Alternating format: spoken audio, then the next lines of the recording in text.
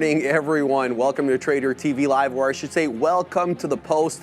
NVIDIA morning futures in positive territory right now. The NQ up about 1/3%. Likewise with the ES, the Dow up 2/3, and the Rust looking at going up 0.5 percentage point here. Lots to talk about today, not the least of which is earnings from NVIDIA. But Adara, we do have that second look at the GDP number. Do we have the number? Yes, we have a lot of numbers here, but I'll start with the key numbers people are going to be looking at. The GDP growth rate here on a quarter-over-quarter basis for Q2. Second estimate coming in above expectations here, 3% versus consensus and forecast of 2.8%. Other key numbers to talk about here, we have initial jobless claims, slightly lower than consensus here, 231,000 versus consensus here of 232,000 jobs. We also got retail inventories ex auto. The advanced numbers here month over month, 0.5% versus the previous number here of 0.2%. Wholesale coming in flat, or flat with expectations, 0.3% versus estimates here of 0.3%.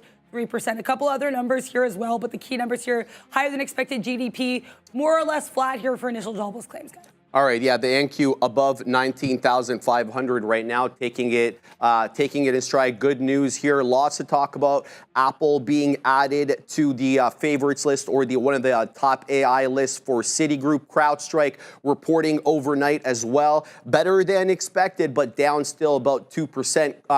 Salesforce reported they're up about 4.5%. Dollar General down aggressively, guys, almost 24%. Dollar Tree also down in sympathy. Lots to talk about, guys, today. Good morning. Good morning. Good morning. Conspicuously, I feel like something, I don't know, Dollar Tree, CrowdStrike, CRM, you mentioned Apple. Sean, I think you forgot something in there. CRM, I think maybe you CRM. Affirm. Best Buy is making some moves there. There's Dell is down another 5%. We have SMCI. Yeah, no, it had to be Dell. It had to be Dell. Best Buy's up 7%. Yeah.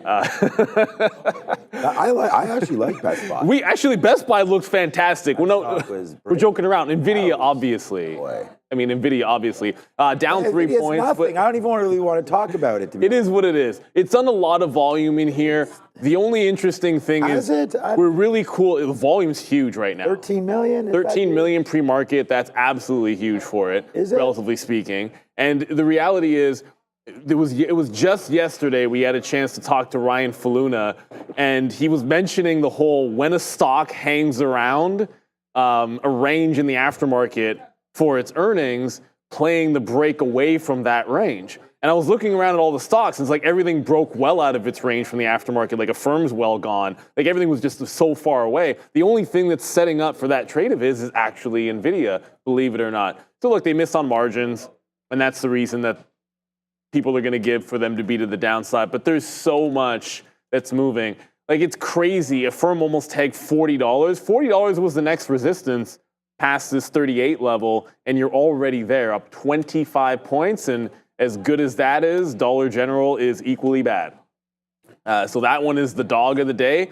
One's 25% up, one's 25% down. That GDP number, I mean, yeah, strong economic numbers in front of an election coming up. I, for one, am surprised that the GDP is so strong. Not really, but there's a lot to look at here today. As we were mentioning, things like Best Buy that you're not normally going to watch, and you just have to pick your spots today. You know, this is right at the $100 level, up 14%. And if you look at the blue sky setup on this, I mean, it's absolutely gone. You want things breaking into new territory. This one's got an absolute blue sky setup in the good way. Dollar General's got it in the bad way. I think you're looking long. I mean, Dollar General, I'm just going to have to short pops in that thing because, wow. It's 2018 lows for Dollar General are within a couple of dollars. 2018. Like, that's, some people are at pandemic bottoms. Those guys are taking it to another level, unfortunately. Yeah, great job on the recap show yesterday. We had record views for sure. Over 8,500 watched. As Sharif was mentioning, there was watch parties and all that stuff, crazy. But how disappointing it was eventually, right? I mean, it's just, we had talked about pricing in 12% for options. So I would say the Super Bowl right here is the worst Super Bowl probably of all time, to be honest with you. I mean, it's not moving at all in the pre-market. I think it will move once the market opens up here, but very, very disappointing. If you're playing options today, down 4%, you lose if you're long, you lose if you're short. So that kind of sucks. And we'll just wait to see. Nice move into 115, 116. Battled back. I thought maybe during the conference call could have got going a little bit more than it did. It didn't. So I think a 124 break maybe to get going, or a 120 break to the downside. But for right now, you still have an hour before the market opens. So we'll just wait. Yeah, man, this story is not over. It will much more be an Apple story today than an NVIDIA one, I think, as far as, the next thing. NVIDIA, we're through it now. Super Bowl is over. You get the hangover, and no one's going to Disneyland. We still like Jensen up here. We're paying homage to him up here, Sean. I've got the black jacket on, the black leather jacket. Adair's got the white leather jacket on. She's looking fab. We're paying homage to our man Jensen there. Let's talk a little bit about NVIDIA. We'll save some of the details for the rundown, but this was the fourth straight quarter, Adaira, of triple-digit revenue growth. Their valuation has soared 9-fold since 2022, but there was a bit of a hiccup here with gross margins. The gross margins were the biggest issue here for NVIDIA. Again, not necessarily the worst number we've ever seen here, but it was slightly lower than what was basically on a quarter-over-quarter basis. They did beat on a year-over-year basis here for these margins, but they came here at 75.7%, which is down 3.2 points from what we were seeing previously.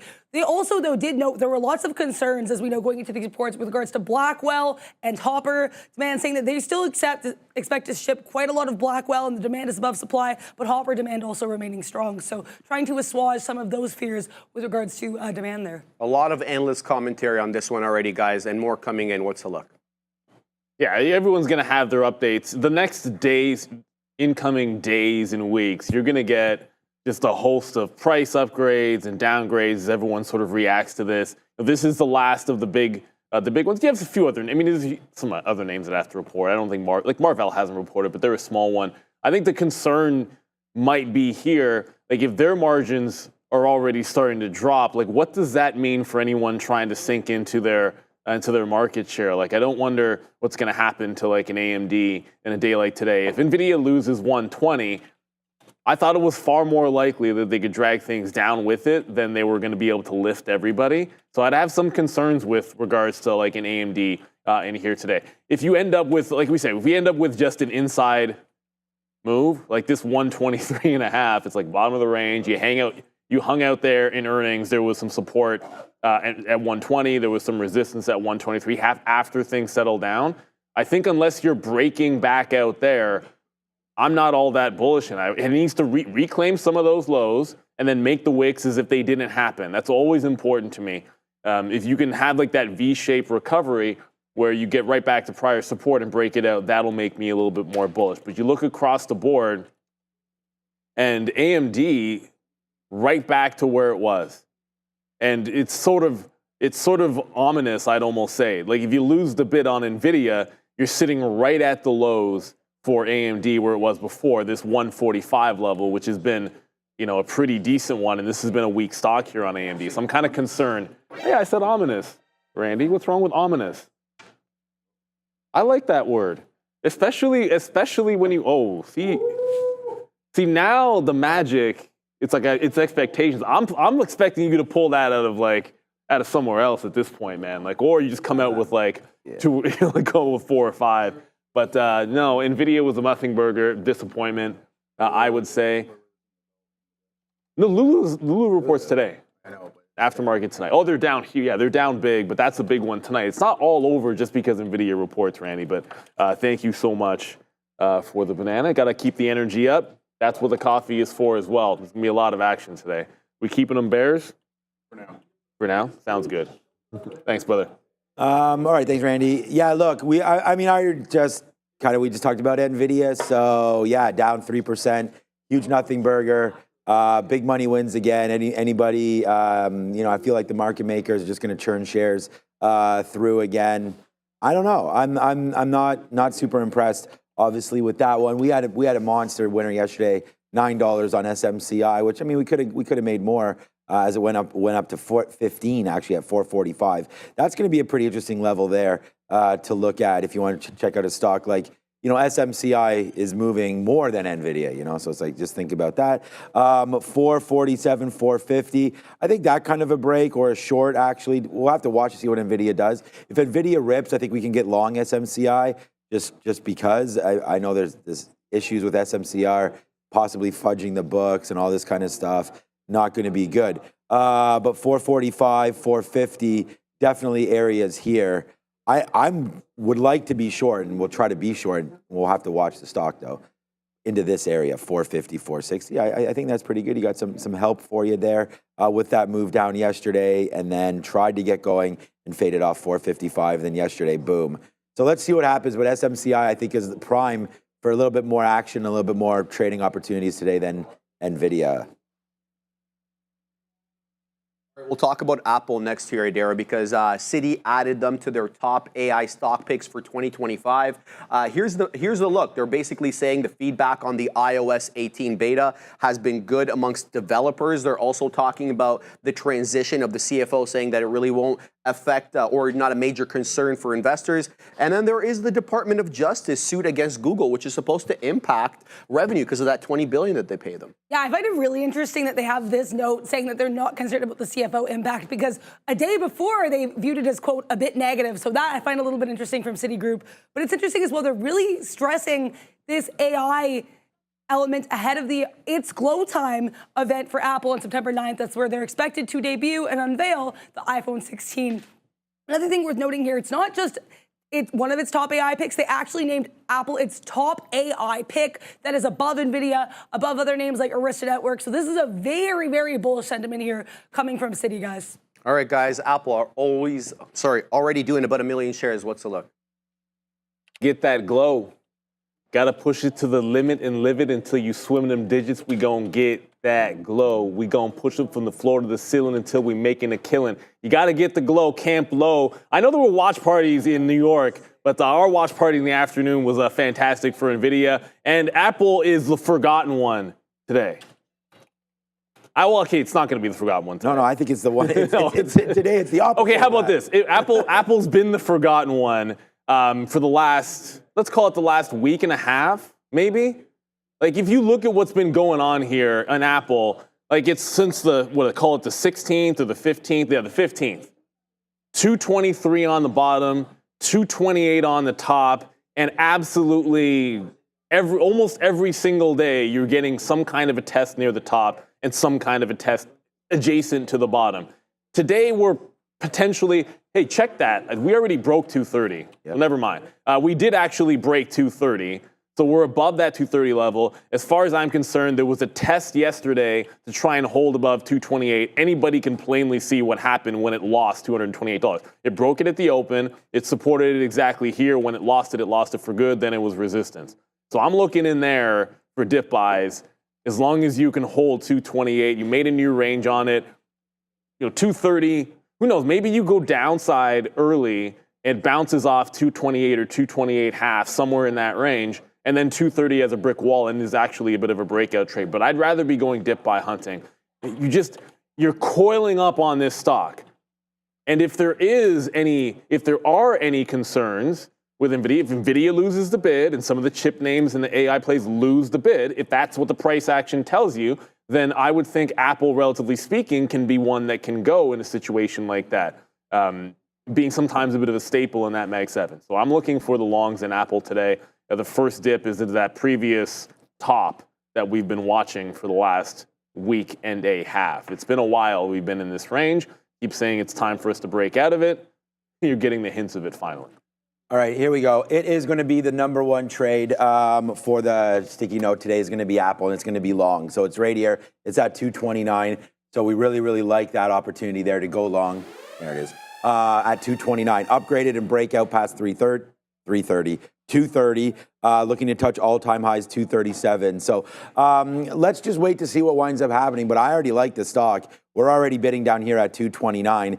Just think that this is a great opportunity to get going. That bottom right there is 228.8, or that top 228.80 right here. So we'll look to see if that holds. And that's the first stop. So 229, if it comes in, great. Otherwise, it's right on here. We'll trade it off VWAP. And right now, VWAP is right where we're at. So not going to get long in the pre-market, but definitely something to look at. And this is where, you know, someone will ask, again, they'll say, well, we wrote down 229. Well, how come Sean has a $4 winner and he's long 230?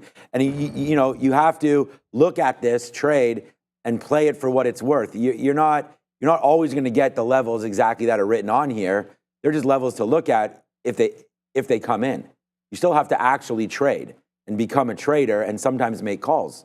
And that's where you'll take trades too early, you'll take trades too late. But at the end of the day, you got to feel which way the stock's going and which way the market's going. And for me today, I'm actually flipping into, I'll flip one of these guys into a bull because I'm bullish today. So I feel that we are going to have a little bit of a run here. I think NVIDIA has probably bottomed out for a minute. We'll see off the open. I mean, we could crash a little bit or flush a little bit into the open. But I'm pretty bullish today, and it does start with Apple. Apple is going to be my number one trade idea on here. We also have Tesla bulls coming today. We have the NASDAQ bullish. We're pretty bullish. Let's see what winds up happening. All right, guys, we'll talk about Dell here. Morgan Stanley chiming in on Dell, dropping the price target here. It was 142. They dropped it to 136. Look, I mean, they're still maintaining the overweight rating, but they're concerned here, Adara, about the shipment delays, about the Blackwell, and the possibly here reduced demand for the MI300X, which is the current one they're shipping out. Morgan Stanley also saying here that they're hearing whispers that these shipment delays are going to impact Dell's AI server build and forecast going forward for the rest of 2024 and fiscal 2025. So that could definitely be of concern. We'll get maybe a better picture tonight after Dell's earnings after the bell. Also worth noting here with regards to Dell, we had HP reporting they're a little bit downward, though Dell having much more volume than HPQ in the pre-market. HP did miss here for earnings per share, but they beat for sales, expecting Q4 adjusted net earnings per share here of 89 to 99 cents versus estimates of 95 cents. So slightly weaker than expected forecast. They also tightened their net EPS forecast for 2024. So not a great look here for HP. We'll see how Dell does tonight. Down in 3/4 already this morning, guys. Dell. Yeah, almost 5 points here, but you know, for Dell, I actually don't like the setup. But I mean, it's the report tonight. I think you almost want to wait for that. I'm not that jazzed up to trade Dell today going into it. I think what would be interesting to look at would be if it can hold 108 again. Like this is basically the same chart as Apple since the 15th.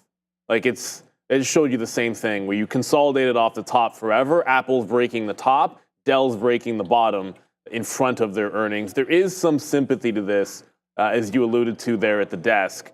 So I'm not going to touch this unless there's something very drastic happening underneath 108 and there's a trend that you want to join, like maybe in the back half of the session or the back half of the morning session. If it's failing under 108, clearly relatively weak. We always like to look for relative strength and weakness throughout the session to maybe jump into some things. So it's easy to say previous support was at 108. If it's just consolidating under or trending underneath that, join in at VWAP to the downside. I'd much prefer when a stock like this, if the market is going to continue the trend that it's holding atop here, if you hold this 108 on the other side, put in a little bit of a V shape, that would be a pretty strong move.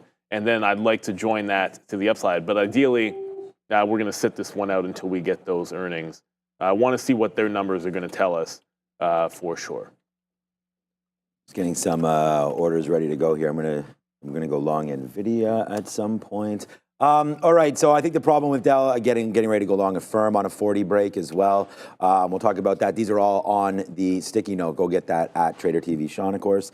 All right, so Dell's in more problems than we think because of SMCI, and not that they're exactly the same, but you know, when you're in that same cohort and now there's accusations of something being wrong, maybe demand is a lot weaker than they thought, and when you're based up, you know, when SMCI reports a bang up quarter and Dell goes up 5, 6, 7% on SMCI's news, then yeah, it is going to be a little bit of a problem for them. And not to say that their accounting is off or there's anything wrong with Dell. It's just the expectations that if you're basing your business on demand, supply, demand, you're the one with the supply, where's the demand? And if SMCI all of a sudden has been fudging these books a little bit, what does that mean for the outlook? Potentially, there's not as much demand that Dell thought, whether or not they're trying to take customers from SMCI or what. But I feel like Dell is in a little bit of hurt spot, and I do not want to buy this at all right now. I think actually on a daily chart, this looks, you know, I know there's been various CMTs on here called wicked looking charts.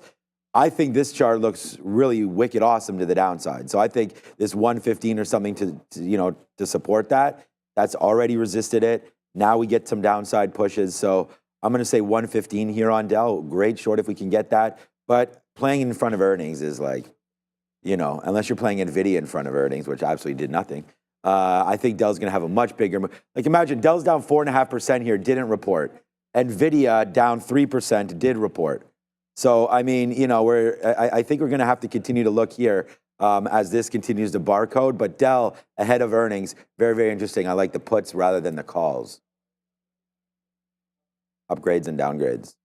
Lots of earnings names actually on both sides of the upgrades and downgrades boards. 3 of the key tech earnings from last night kicking this list off. We have NVIDIA getting an upgrade here by Needham, though they are trading lower after that gross margin slight decrease on a quarter-over-quarter basis. Then we have BMO Capital Markets upgrading both Salesforce and CrowdStrike. CRM slightly up here. CrowdStrike trading a little bit lower. Then we have Foot Locker, which reported yesterday. They're getting an upgrade here from TSLA Advisory Group. On the downgrade side, kicking things off here with Kava, an earnings name from last week. They had that run up, then some insider sales, getting a downgrade here by Morgan Stanley. Okta down more than 10% here and getting this downgrade from BofA Securities after their post-market earnings yesterday.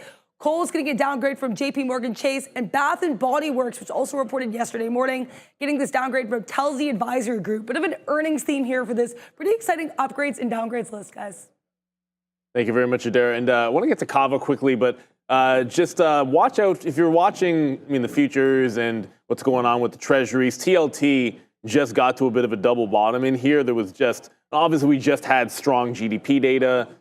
We just had relatively decent jobless reports there, and you're getting some economic numbers that are going to matter a little bit going into the end of the week. So if we do lose, like if you break this support, I mean, that could really easily rally the markets a little bit here. But Kava on that list, 120.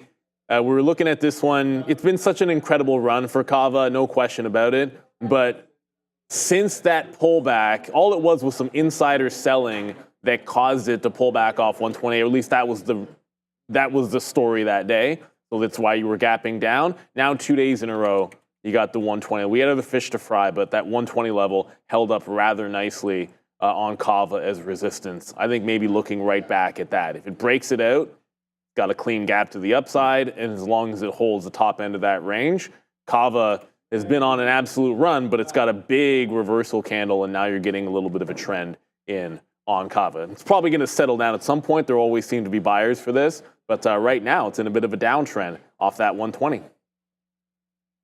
I was looking at Okta. I mean, Okta right here falls in. I have to find out what exactly the report's all about. But look at this level we just fell into, this $84, $85 level. You have this bottom that just happened there on August 5th in and around $80, which is what you're coming back into. So got to figure out more about this company because you were up $15 straight to the top side there. Remember, NVIDIA was up from that day in August 5th, 45%, okay, from that move all the way back up.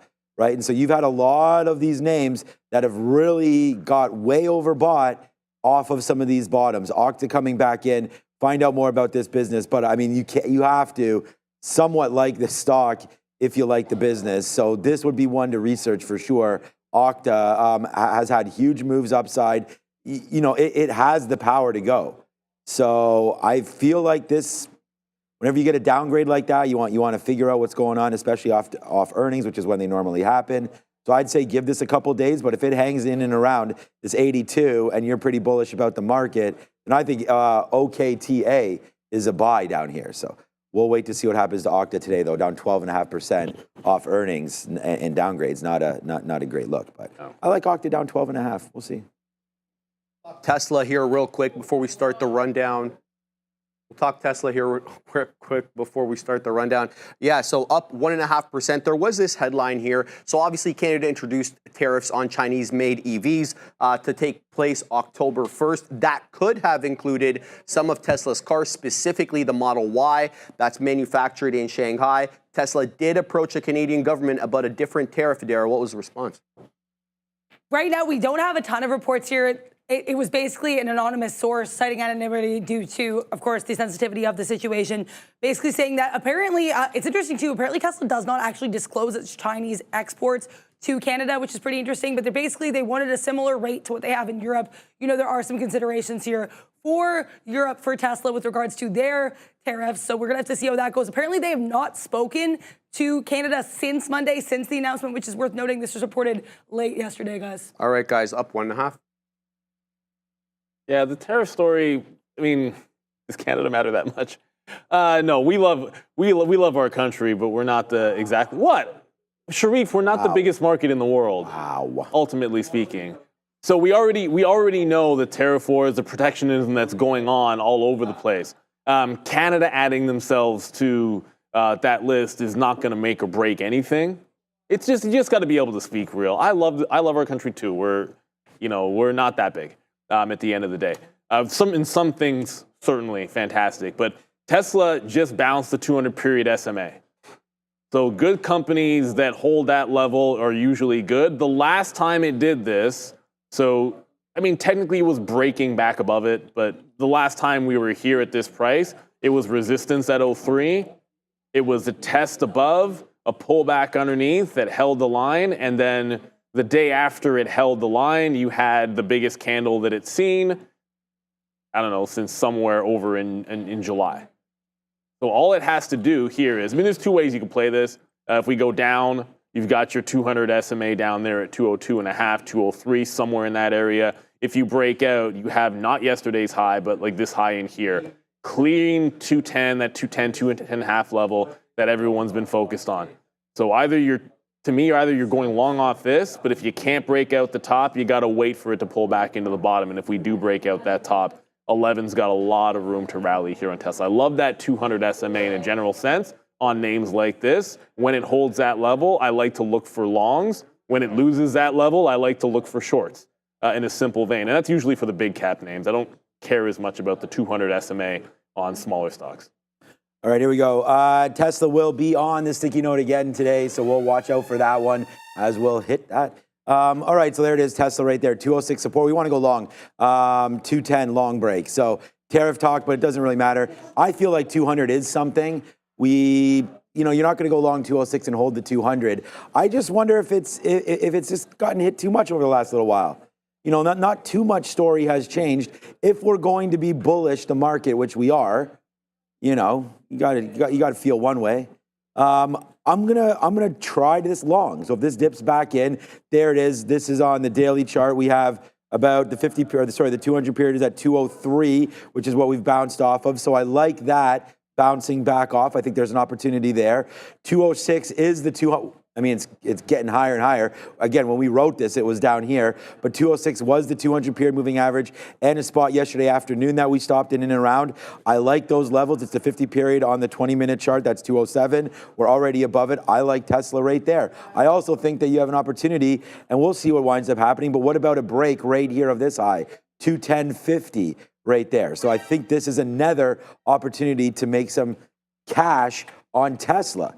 And you guys know if you're looking to do that, then some of these ideas hopefully will pay off. Sticky note's been super, super hot. I like Tesla here today. Only 1 million shares in the pre-market, but it's doing pretty good. I like the stock up here, Randy. I think it's been beat up a little bit. We'll see if it can get back to the upside. I mean, Tesla's just one of those sort of, ganged up on stocks. Like when it wants to rip, it goes. It's not a meme stock by any stretch of the imagination anymore, but once it goes, it goes, and once it goes down, it goes down. And I think we're bouncing right now off the 200 period. So I like this play right here. We'll see what happens. I do like a 210.50 break much better right down there. We'll see if that can break higher. It's no Polestar, is it? No, I'm 100% joking. Polestar is lucky to be around. Hey, go Polestar, I'm involved, just in case. All right, let's have a look at the futures. To start, we were able to defend 5,600 yesterday on the ES September contract. We're well above it right now. We're printing 56.24. The overnight high is 56.35. If we really get going to the high side here, we're looking at 56.50 as that local area of resistance. To the downside, let's see if we can defend 5,600 again. All right, guys, make sure to get the watch list every day. No good morning routine is complete without that watch list. Adair prepares it, and we all use it here on the desk. Scan the barcode or get to the website right now, and it comes into your inbox every day, so there's really no excuse. So make sure you're on that. All right, here, first on the list, NVIDIA, obviously, hence the leather jacket. Look, they did quite well. They're down 3.5% almost here in the pre-market. Looks as if, they were priced to perfection. Just want to highlight some quick issues. 4 straight quarters, Adara, of triple-digit revenue growth, a 9-fold increase in valuation since the end of 2022. But there is a bit of an issue here with gross margin. Yeah, the gross margin seems to be the really only the notable concern here. We have 75.7% gross margin here that actually did drop apparently here by 3.2 points on a quarter-over-quarter basis. They also did guide here for 2025, for fiscal 2025, which is the year they're currently in.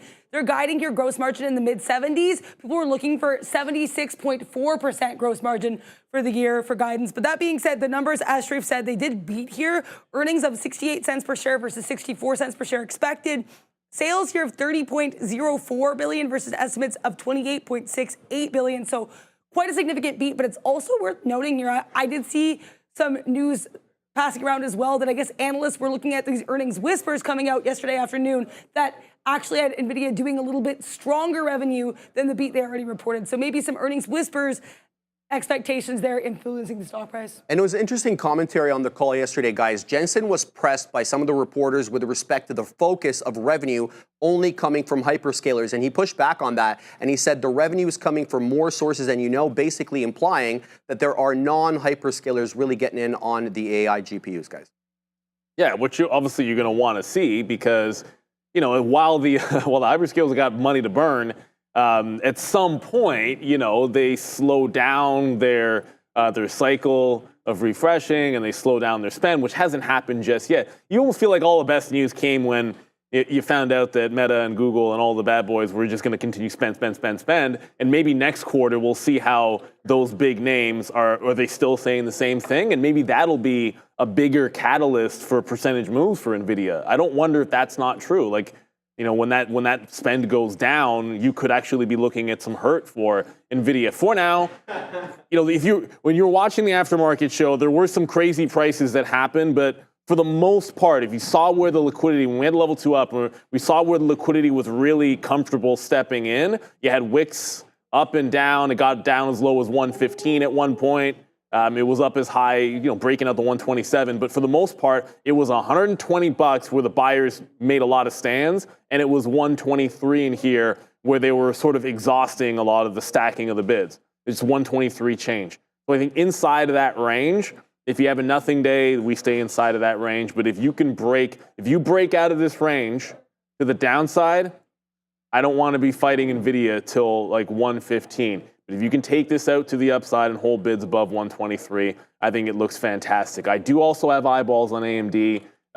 You mentioned SMCI. I got the eyes on SMCI as well. AMD is actually making a bounce with the market, so it looks a little bit stronger. It's low from yesterday, under threat. It's just that trend that's been to the downside. And I've been bearish on this stock as long as it has been bearish. Always can change that at some point, but until it starts showing some more strength again, put in a lower high, lost the moving averages, and since then only been looking short until the day comes when shouldn't look short in AMD. For now, looking for a 145 break. There's always a chance we can get up into resistance here, 147.5 and the 150s. But I'm always looking to join the trend with AMD so long as it's not breaking out. Just join somewhere when it's going down. Like last night I was fooling around with some AI. This was at 10:15 last night. Thank you. I was looking, wow, 9,700 views. Okay, thank you to everybody right there. I said, give me a bear with NVIDIA, and there it is right there. Thank you so much for all of those. I was just trying to show you something else, and I came across that. Look, yesterday, man, we absolutely nailed NVIDIA, and I feel like we could do it again. This was NVIDIA yesterday. We wrote down 126 long, so we had that for $1 and change. And then we were holding one last piece when it was at the top, and we were talking about it. Watch out, this could fall out. But we thought NVIDIA was going to go higher yesterday. Comes back in, lose, and then look at this. This is where the long really starts to pay off. 123s yesterday. We let it come in. We hit the long, and then boom goes the dynamite. right back up there to the upside. So what have we done then today? Well, we wrote down virtually nothing. We wrote down something up here. It's discouraging, to be honest with you. I said discouraging move, no volatility, but I do favor, that's VAOUR, because of Canada, 120. I know some of us don't like the country, but I love Canada. There it is right there. 120 into 124. So I feel like, you know, it's a $4 range right here, and I kind of like the breakout.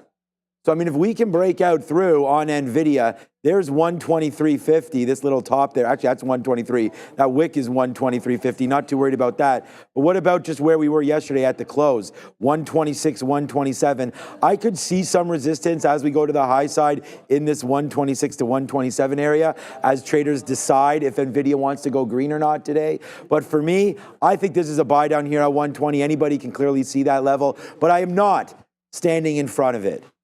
I'm not like, you know, the last thing I need is a $10 flush here off open.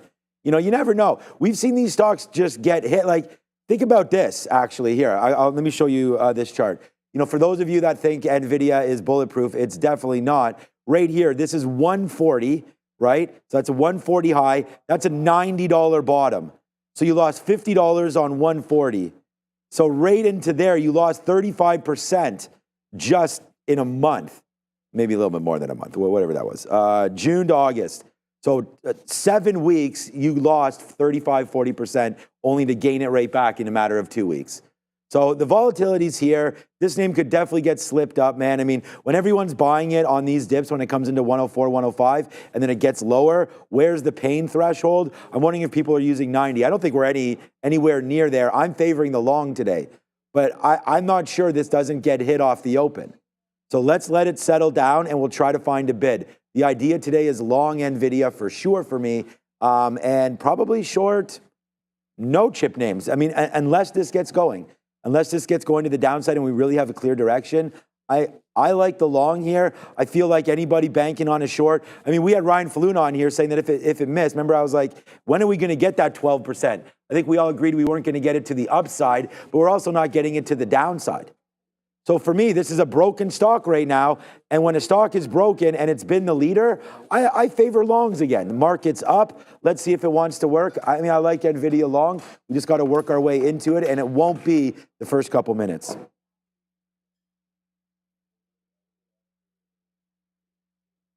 All right, guys, a CrowdStrike next here. Look, they beat, it was good. It was a good look here. They beat expectations for earnings and revenues per share, 32% year-over-year growth in revenue. However, Adara, they did reduce their full year guidance. And one caveat with that, the reduction doesn't include some of the legal costs that may ensue from that July 19th outage. The outage definitely continuing to haunt CrowdStrike. They did beat, again, though, that quarter actually occurred before this outage. So the quarter ended June 30th, outage on July 19th. They did beat your earnings per share of $1.04 versus estimates of 97 cents. Sales, $963.9 million versus estimates here of $958.582 million. Also worth noting the CEO, George Kurtz, here saying that the company is going to become even more customer obsessed, quote, after the outage. So we'll have to see where that goes. And we are brought to you by Moomoo.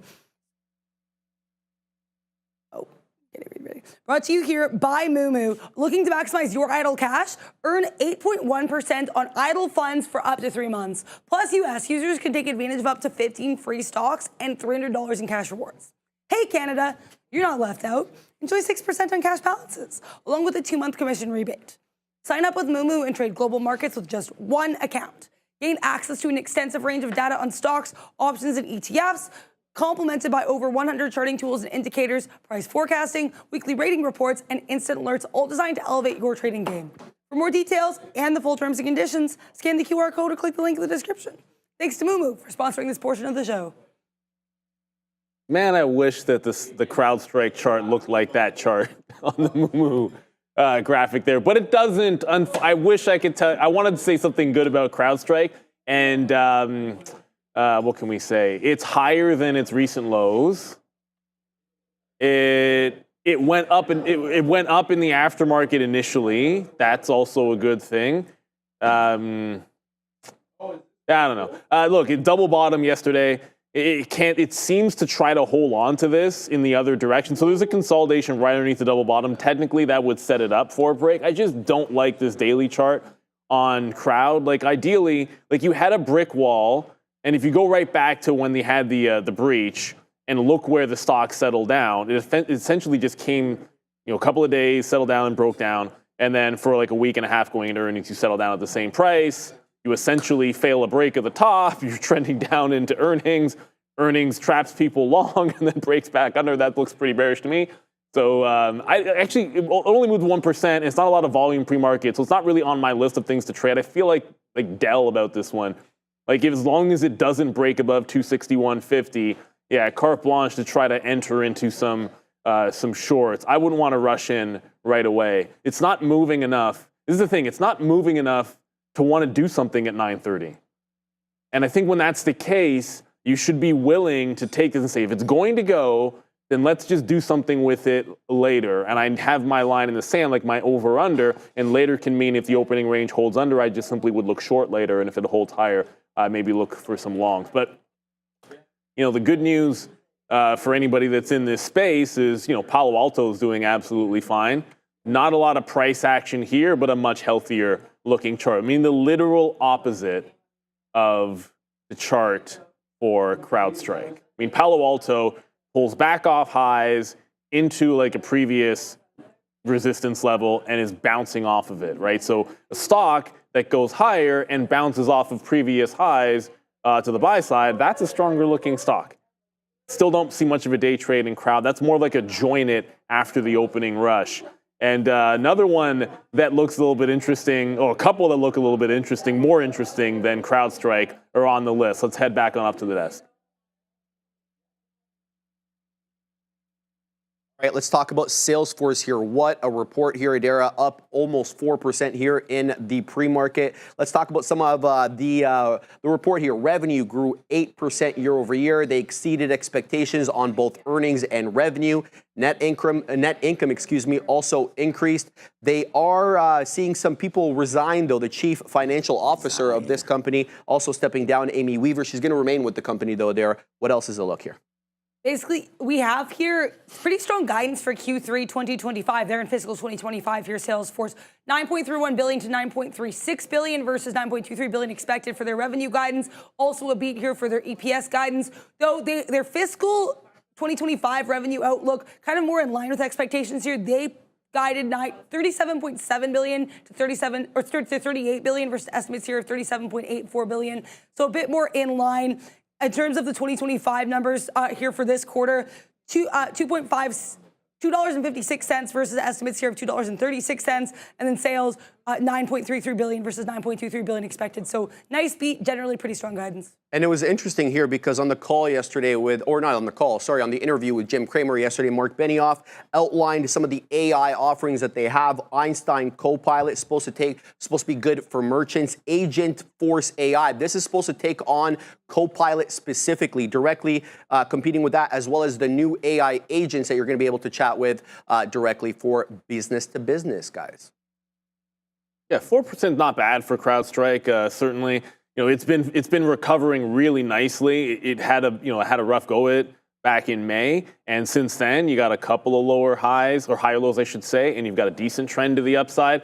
The problem with the stock that makes it more of a I'd prefer this to close a couple of times above the 200 period moving average, because the last two times that it got here, it was a trap long above this level and then found resistance. So now that you're past earnings, the key would be holding on to the 200 period moving average, at least for myself, and then the long looks much, much better in CrowdStrike. So that's 267.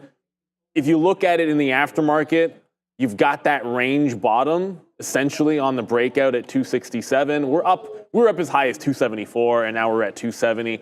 So you never know, maybe we're going to test that 267 at the open. That's the only level I'm looking at for CrowdStrike. If it can hold that, I like it. I think it's much more interesting if CrowdStrike holds, CRM. If CRM holds this 267 on the week, and then it would be a nice swing long as opposed to trying to pick out a day trade. Again, just very light volume, relatively speaking.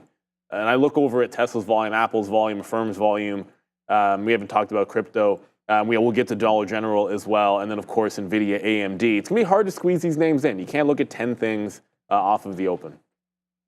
Yeah, again, another good report, but disappointing move. I mean, I'm just looking here at what was expected. It just looks like the same kind of thing. Again, expected implied move of over 8%.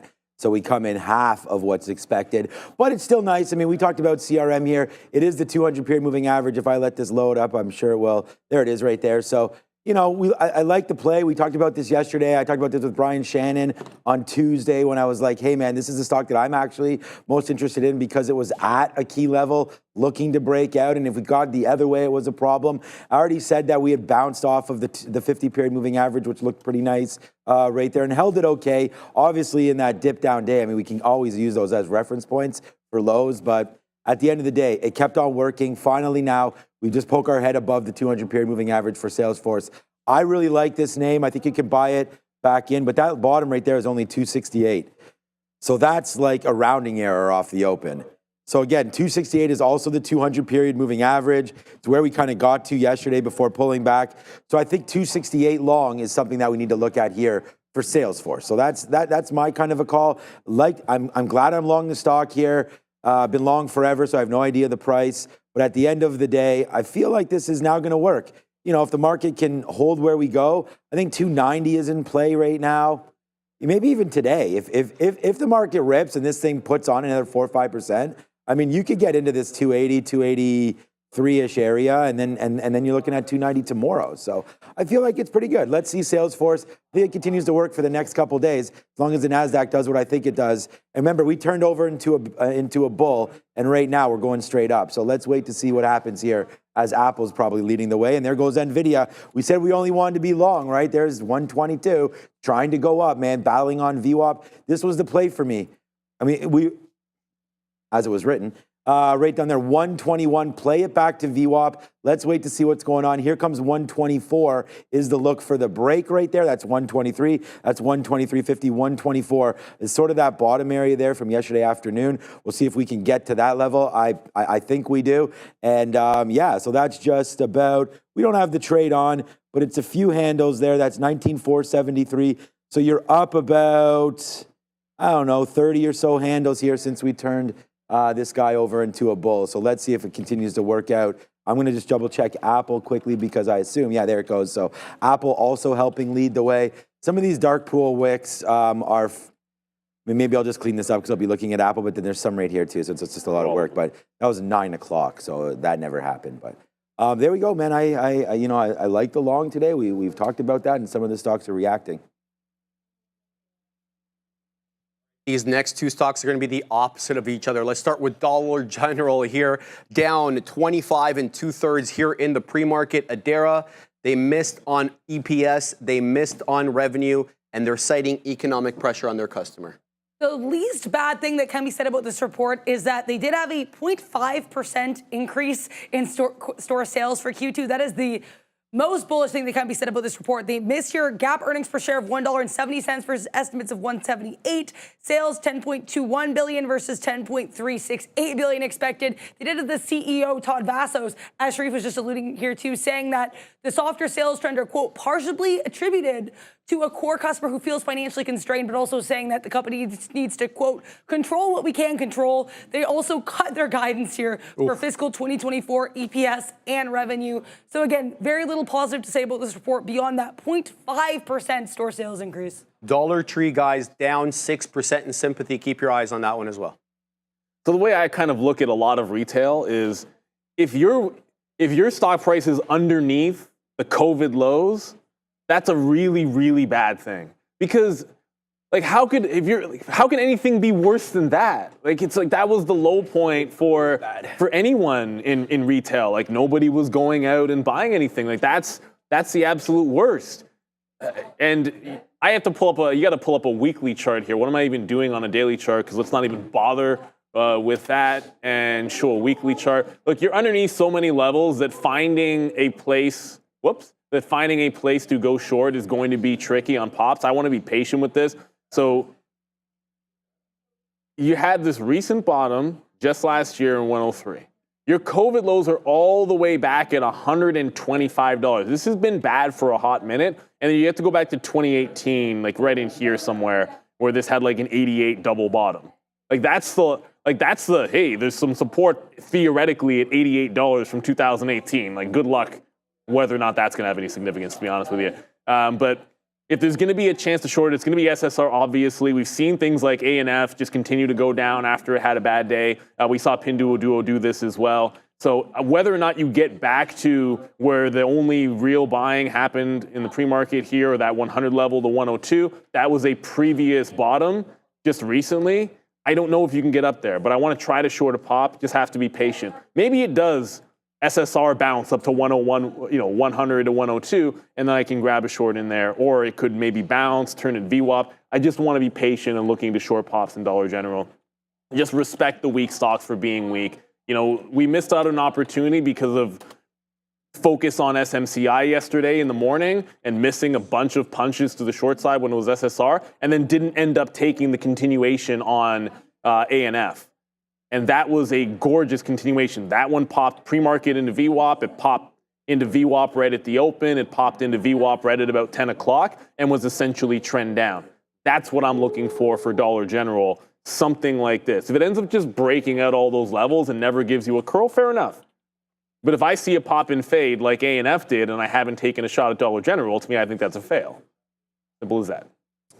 Okay, so let's just put a fork in this right here or a knife in it. Walmart came and just took everybody's lunch. So we can almost just pass it right back to Sharif at this point. Like, Walmart is killing everybody at all times, and it seems like it's just going to continue to do that. I mean, look at this, just continue to go to the upside. What does Walmart have? They have a little dollar section in there. You can go pick up probably anything you can pick up at Dollar General at a Walmart, give or take. Plus, Walmart has groceries. Plus, they have the locations. Back to school, everything. Dollar stores, in my opinion, used to be a thing. I don't, our family doesn't, we'll go to Walmart, but we, don't really go to the dollar store too much. It's a very niche-y thing unless there's something that is there that you can go get, maybe party supplies or something. Oh yeah, but guess what? Walmart has a party section now. And so does Canadian Tire, which is here right now. I really think you just stay with the best names. I mean, 1 is at all-time highs and 2 is at all-time highs. I mean, Costco and Walmart, man. Again, these are just staple holdings. I actually don't hold any Walmart, but we sure hold some Costco. And this name is right back at its highs as well. So I just feel like stay with the names that continue to win in this space. Costco, a lot different than Dollar General, of course.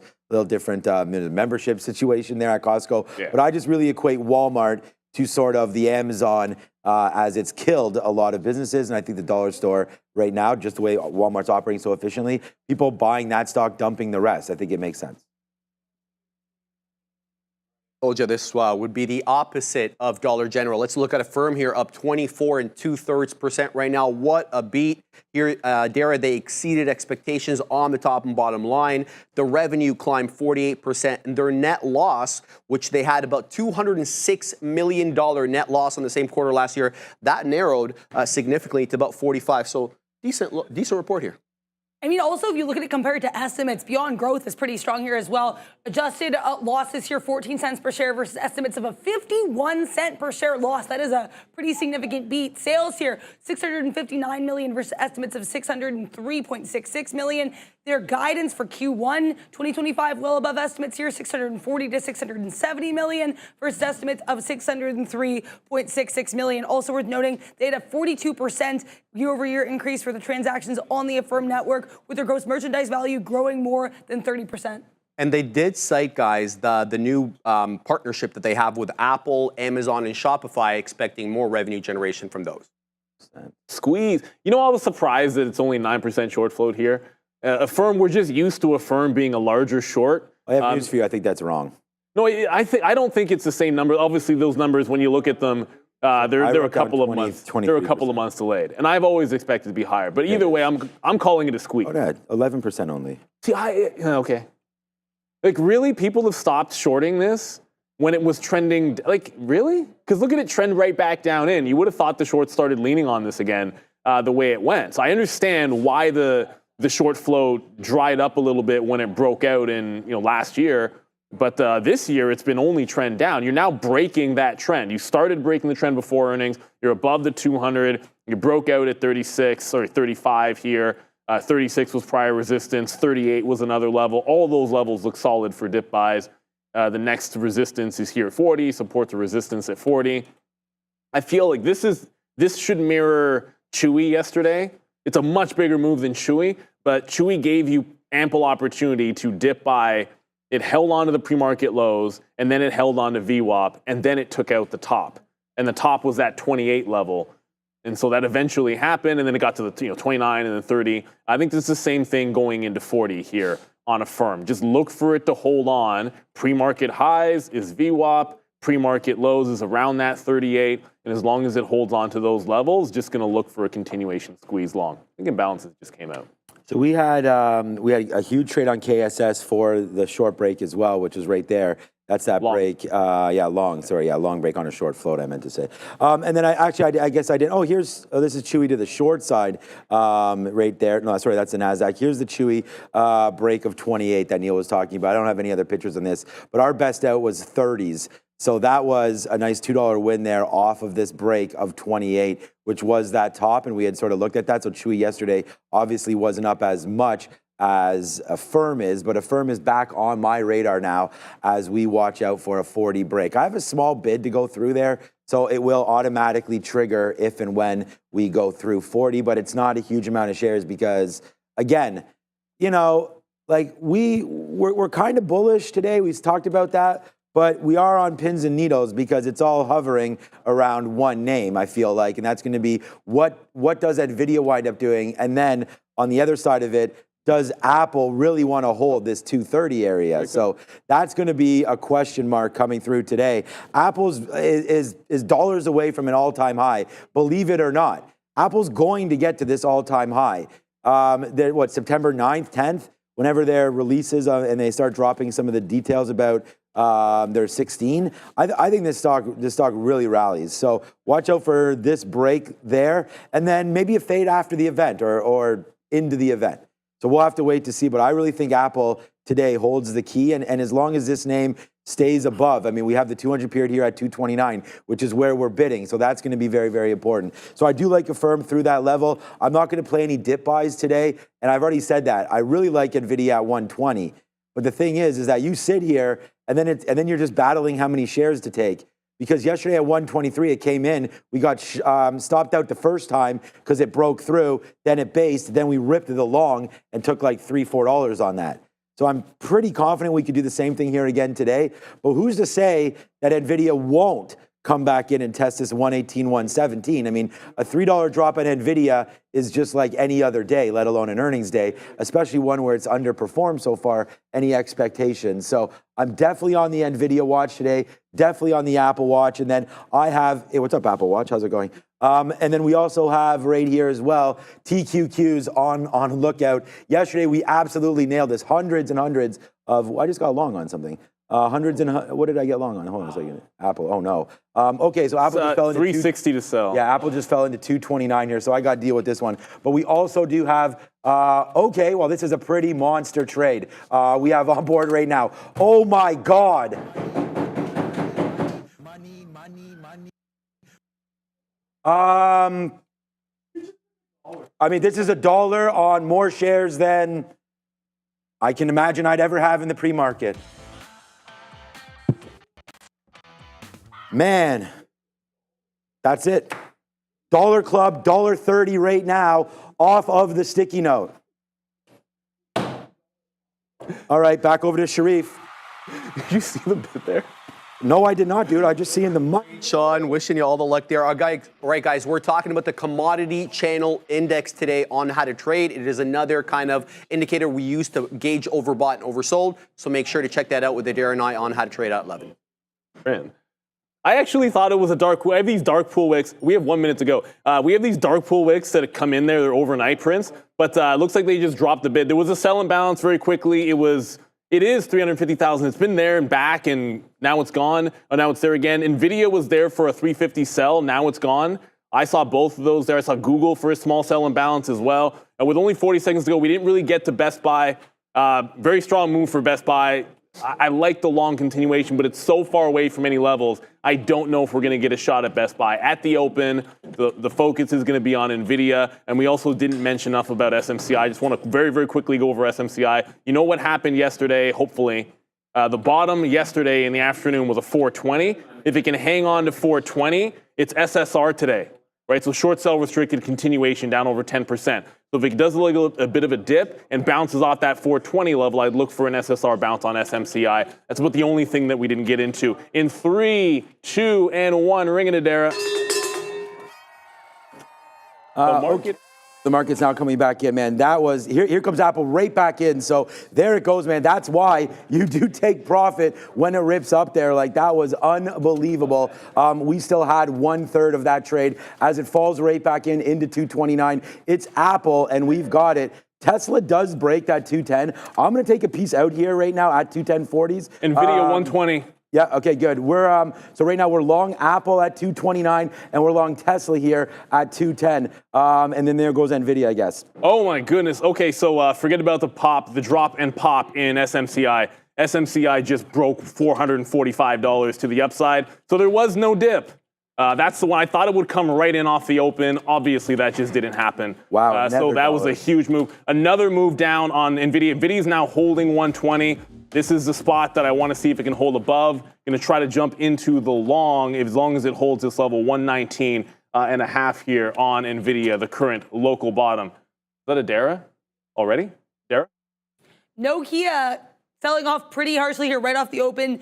Pretty decent volume candle, almost 2 million shares in this candle alone here. It was reported earlier, but then circulating around 9:20 by Bloomberg here that Nokia's mobile network assets apparently attracting some interest from Samsung. Nokia commenting, saying that they're not going to be commenting on the rumors, but they're committed to the success of their network. So Nokia issuing not a lot of clarification there, but this volume coming pretty strongly to the downside right off the open for NOK, guys.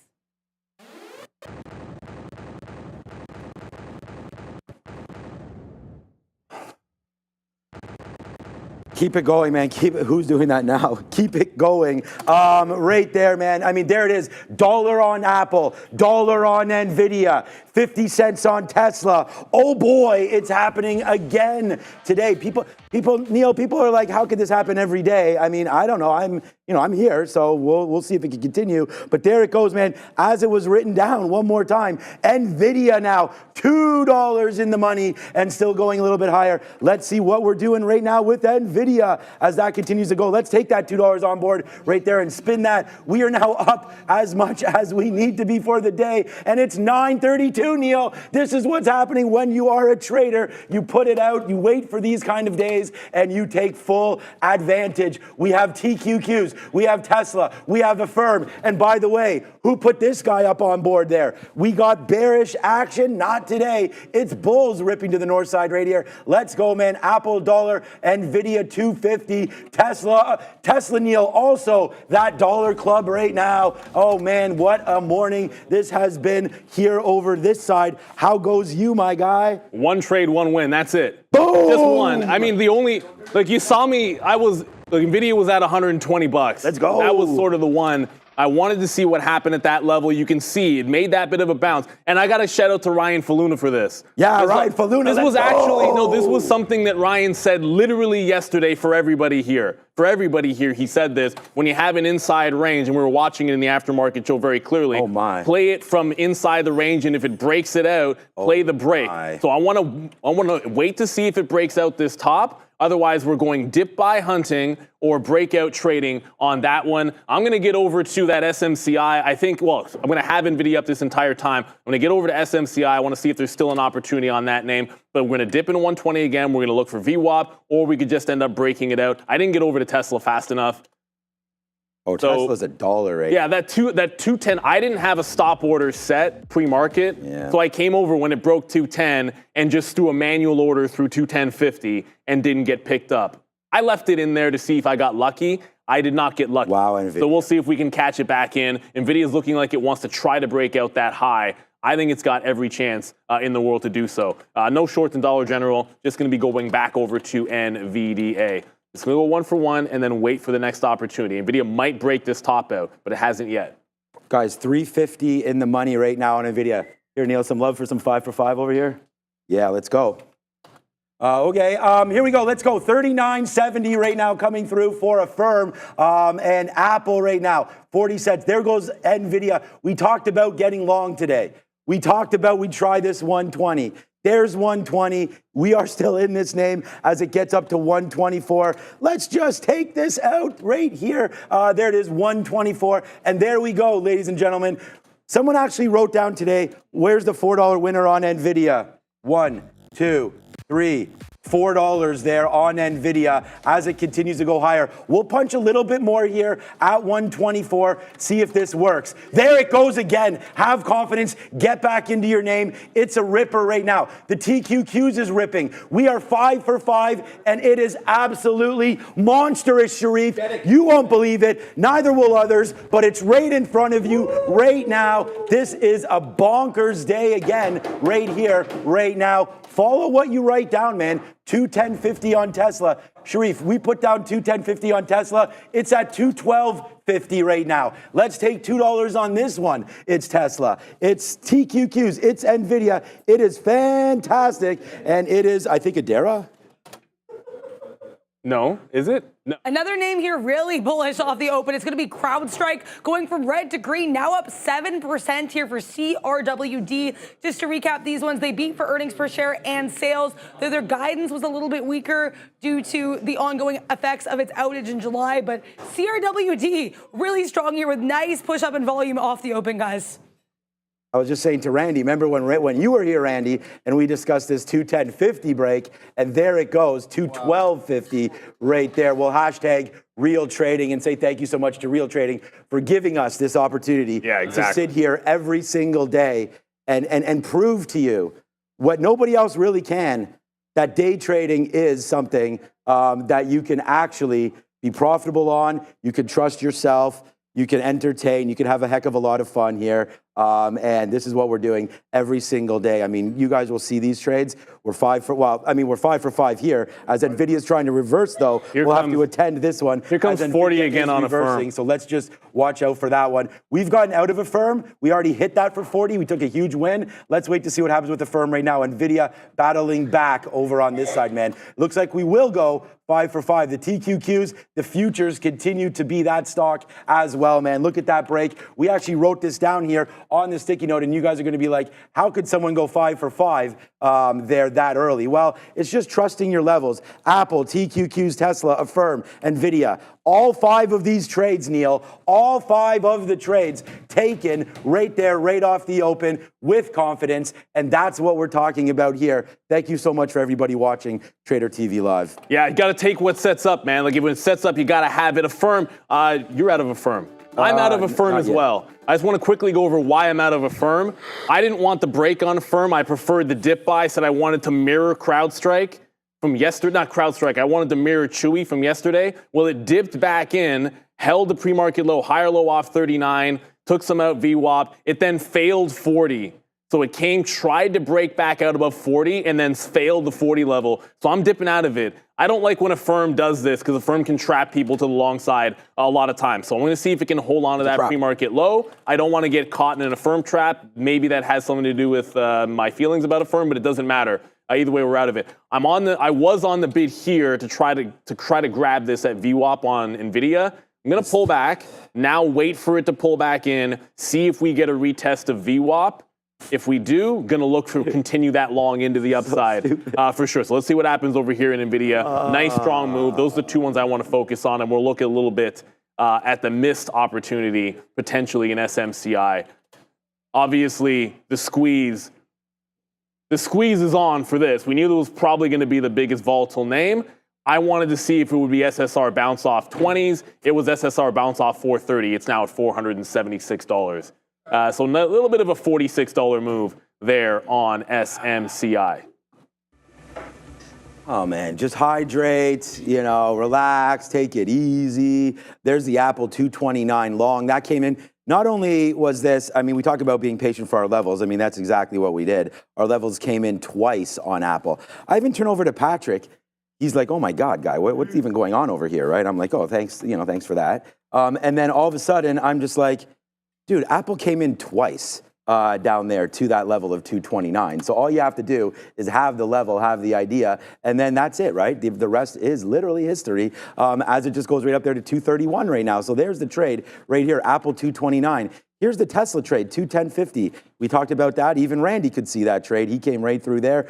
He liked it, right to the upside, out at some 213s right there. We didn't hold it all, that is for sure. But right now, it has been a decent day. But let's not just watch out for these. We only have about 10 or 15% left of everything. NVIDIA is the one that's coming back in. We want to hold a small piece of this name, of course, but back into the 200 period could be something. We talked about playing VWAP back in, so that's going to be in and around this 122. So we'll try this. We're having the biggest morning here, I don't know, in a long time. So I feel pretty comfortable. And we had a big morning yesterday when we talked about all of our mornings, and they're not. If we could show P&L, you'd see it. But at the end of the day, Tesla right now is $3 in the money. Apple's $2 in the money. We destroyed NVIDIA and we killed TQQs. So, I mean, this is what we're doing here today. We're going to hold on to that. I know Neil was talking about Affirm. We've already taken Affirm and put money in our pocket on that one. There's the 40 break. Here's an out at 20. Here's an out at 40. Here's an out at 50. Then there's another out once we break back down below, and then out right there. So Affirm, a positive stock for us. But again, just kind of waiting out for that trade. They all came in together at one time. And so we picked our poison with the other names. But Affirm definitely traded okay, would have liked to get more out at the top. NVIDIA, waiting for that reload. Whoa, Other than that, man, I mean. At Affirm just lost a bid. Yeah, we were just looking at that, yeah, 339. 38. Oh, 38. 37.70. So this is the thing with Affirm. Only two trades for me. NVIDIA off 120. We'll see about the reload there. But remember we said what happened at $40? I liked it for the long side of the trade. It failed the 40 level, and it just did not hold up for the dip buy. Gotta let this one calm down a little bit because that's a little bit nasty over there on Affirm. NVIDIA is making some waves back into the downside. That's NVDA. On some ways on the downside, it just bounced, or at least attempting to bounce off of VWAP in here. If it loses VWAP, it's back into 120 that I care about. So 120 is the ultimate level for me. It was like that over-under type of idea. If it can't hold on to this VWAP, I'm just going to jump out and wait for the 120 or allow it to hold on to VWAP once again. Okay, Affirm's trying to catch a bid now a little bit. Let's see what it does at 38 on Affirm. I don't want to necessarily give up on that. It's a bit of a squeeze name as well. Affirm is catching a bid. AFRM, I'm going to go back over for you guys. I have level 2 up of NVIDIA in case it gets back over 122. But pre-market lows here on Affirm is also aftermarket highs. If there is going to be a bounce, this is the spot outside of VWAP that we're looking to try and grab it. So let's have a quick look here. NVIDIA now holding back onto 122 area. Yeah, right. NVIDIA, try to dip into 121.50. I think that's going to be our out as it comes right back in here for NVIDIA. So again, nice push early. Remember, we weren't sure if it was going to push down or up. It kind of does a little bit of both there. Here it comes. We're going to get out. So my hands are off. If this breaks 121.50, we are gone on NVIDIA. It looks like it's trying to do that right now. So be very, very weary of this play. Maybe get something out if it does come back up near. Oh, there it goes. Nope, almost. If it comes back up near 122, maybe we can weasel our way out of some of these shares here. But yeah, it looks like they keep on hitting it. Every time it goes up, let's see if it gets back up there. Oh, I'm at 122. See if we can, no. I was going to say, see if we can get a fill up there. Okay, there it goes. Now we do.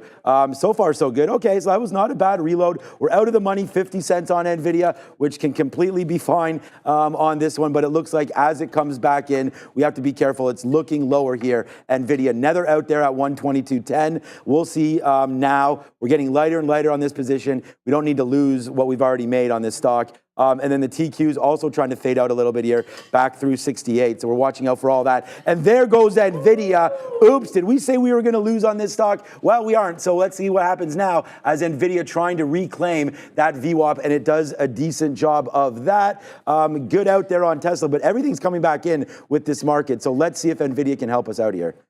Is that a dare?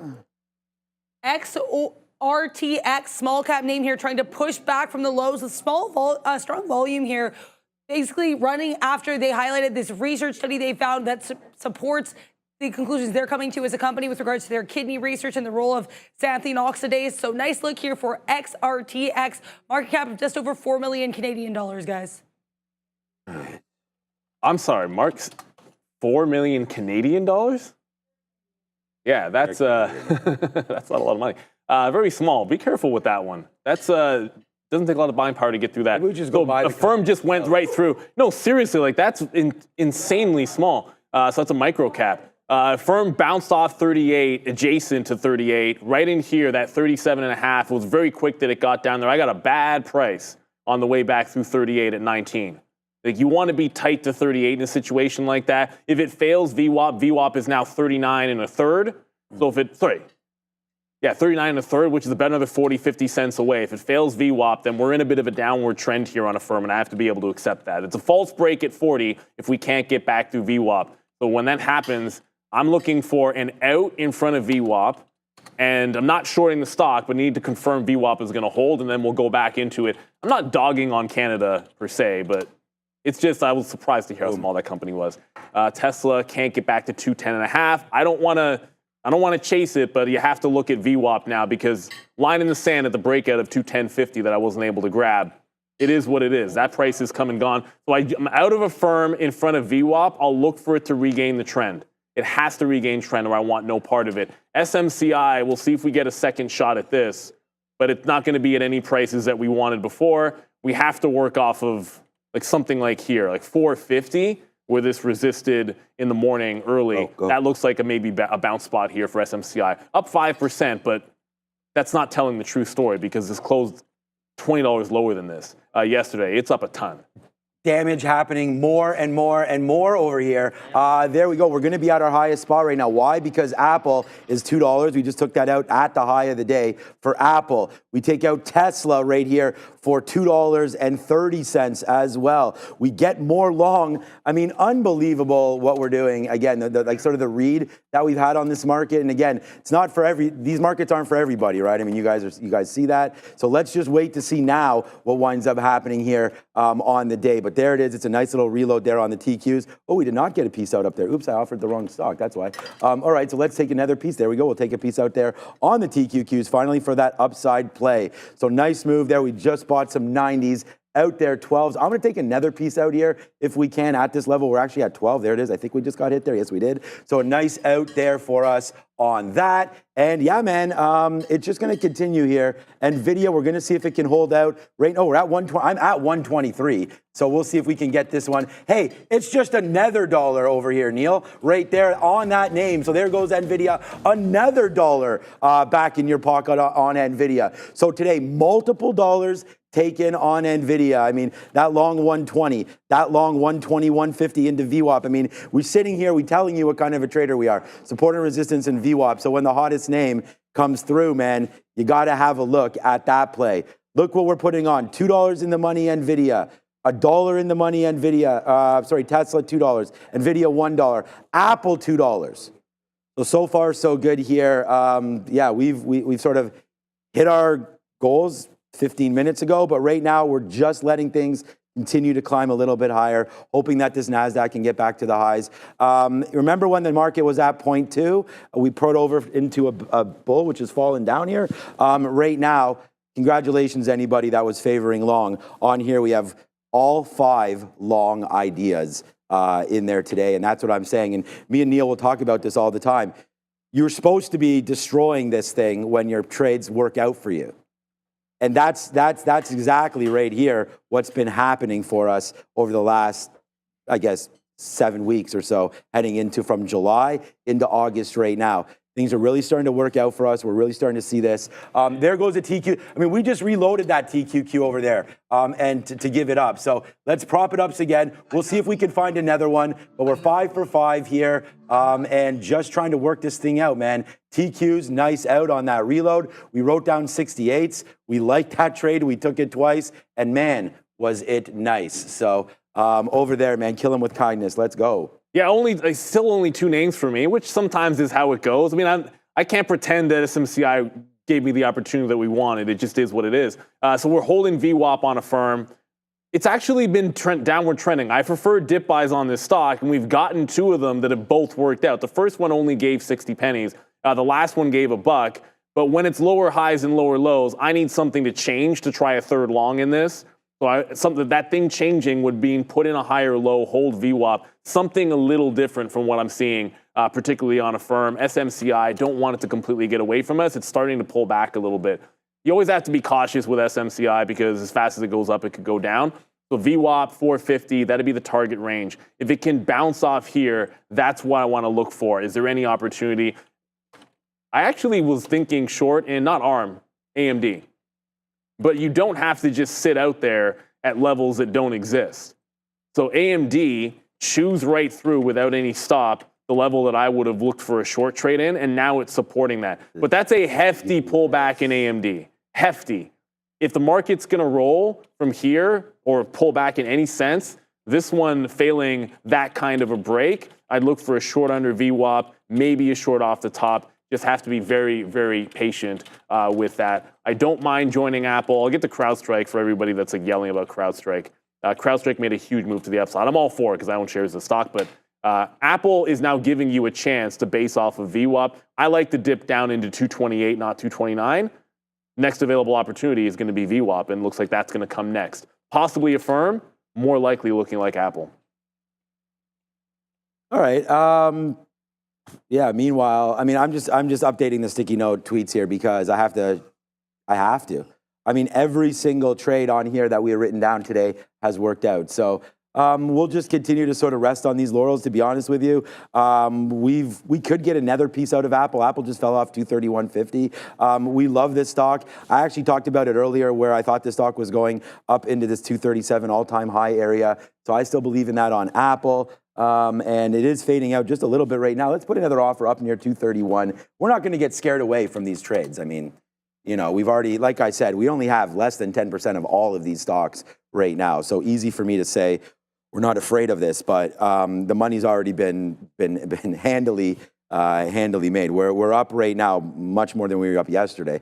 All right, what's up? We have 10 o'clock, just hearing in my ear. All right, come on, get up. We're at 80s. We were just at, I thought we were going to get filled. We were just at 238, 230.80. It went to 79. Here it goes, go, go, go, go, go. Just so you guys can see, you know, hands off right here, telling you guys the prices that we're putting these in at. I may have to go a little bit lower. Why did that just stop there? Come on, Apple, 2 more pennies. There it is. So see, hands off, and there's the fill there. You got to get going. Got to have that hydration. And boy, oh boy, it has been working out for us. Record views on the recap show. Record profits here this morning on the desk. What's up, Adara? This part of the show is brought to you by Benzinga Pro. Tired of being late to the trade? Always playing catch-up in the market? Missing out on the big moves because you're too slow to the news? Benzinga Pro is your unfair advantage. Get breaking news alerts up to 30 minutes before everyone else, pinpoint exactly why stocks are moving, and join a thriving community of traders who share their strategies in real time. Ready to see how Benzinga Pro can transform your trading? Visit benzinga.com/pro and get a free 14-day trial. Might not be holding. SMCI got to VWAP, broke it, and dropped $5. So if I'm going to get along on VWAP, let's see some buyers actually come into this thing instead of just standing in front of a moving freight train. I said you have to be really careful with this sucker because it can drop just as fast as it came in. So I need some actual confirmation of this level. I didn't get AMD short there. Oh, what happened on AMD?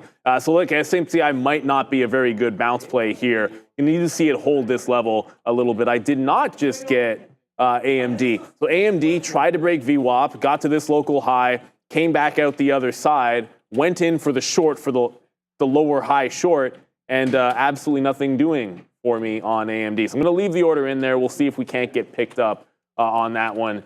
To me, this is like a short every single time it sets it up, and that's a failed breakout in a big way. So let's see what happens with Advanced Micro Devices. I'm still on the offer here trying to pick it up. And then SMCI is the other one that we're interested in. Is the position board not working? I'm long. I just got Apple long. I have 4 longs.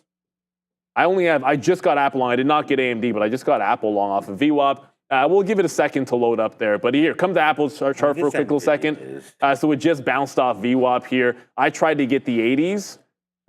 I know you were saying you were on the offer as well. It's not printing anything up above 70 right now. Looking for something in the 80s, but holding on to VWAP is Apple. SMCI is doing its absolute best. Now it's starting to look a little bit better here on SMCI. So we'll look for something off this bid once it starts to support this 450 a little bit better than it currently is here. Was that a call? No, I didn't think so. All right, now I got AMD. There you go. Position board update. It just took a hot minute.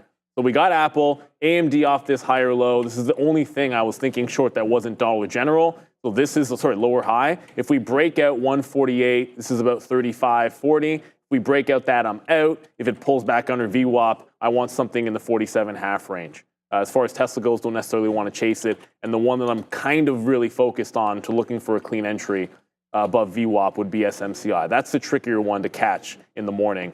A little bit more structured at 11 o'clock, 12 o'clock on this thing. All right. Yeah, so as Neil just said, we got our fill on Apple there at 230.85. So we got that out. That was $1.60 of a win. We'll see if we can get more on that, obviously. But we're getting lighter and lighter on everything. And we just got out. I should be posting this stock, really, to be honest with you. There's that. So we got excited there on this break of 224 or 124, which is giving us that sort of.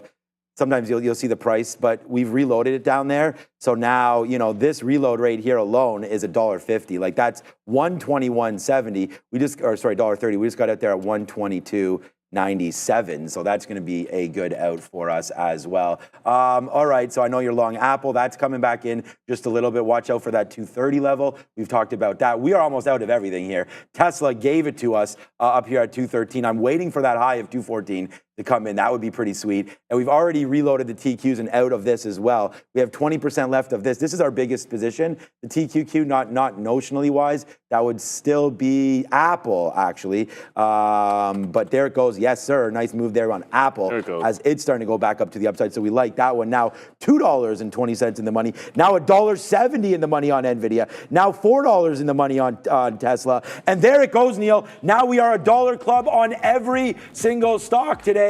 There it goes again on the TQQs. See you later. And again, like you guys are probably like, you know, what's up with this? Well, I mean, if you've been watching the show, you shouldn't be, but there it is right here. These are all the posted positions. Tesla right there, 210.50. TQQs long 68, right? TQQs long 68. How about twice? That's how nice. And then right there, Apple twice long, twice baked potato down there at 229. And then the Affirm long break through 40. Like everything today. NVIDIA 120 long. Thank you. Come again. I mean, if I could rewind this day, man, we wouldn't be sitting here. But we're happy to be here.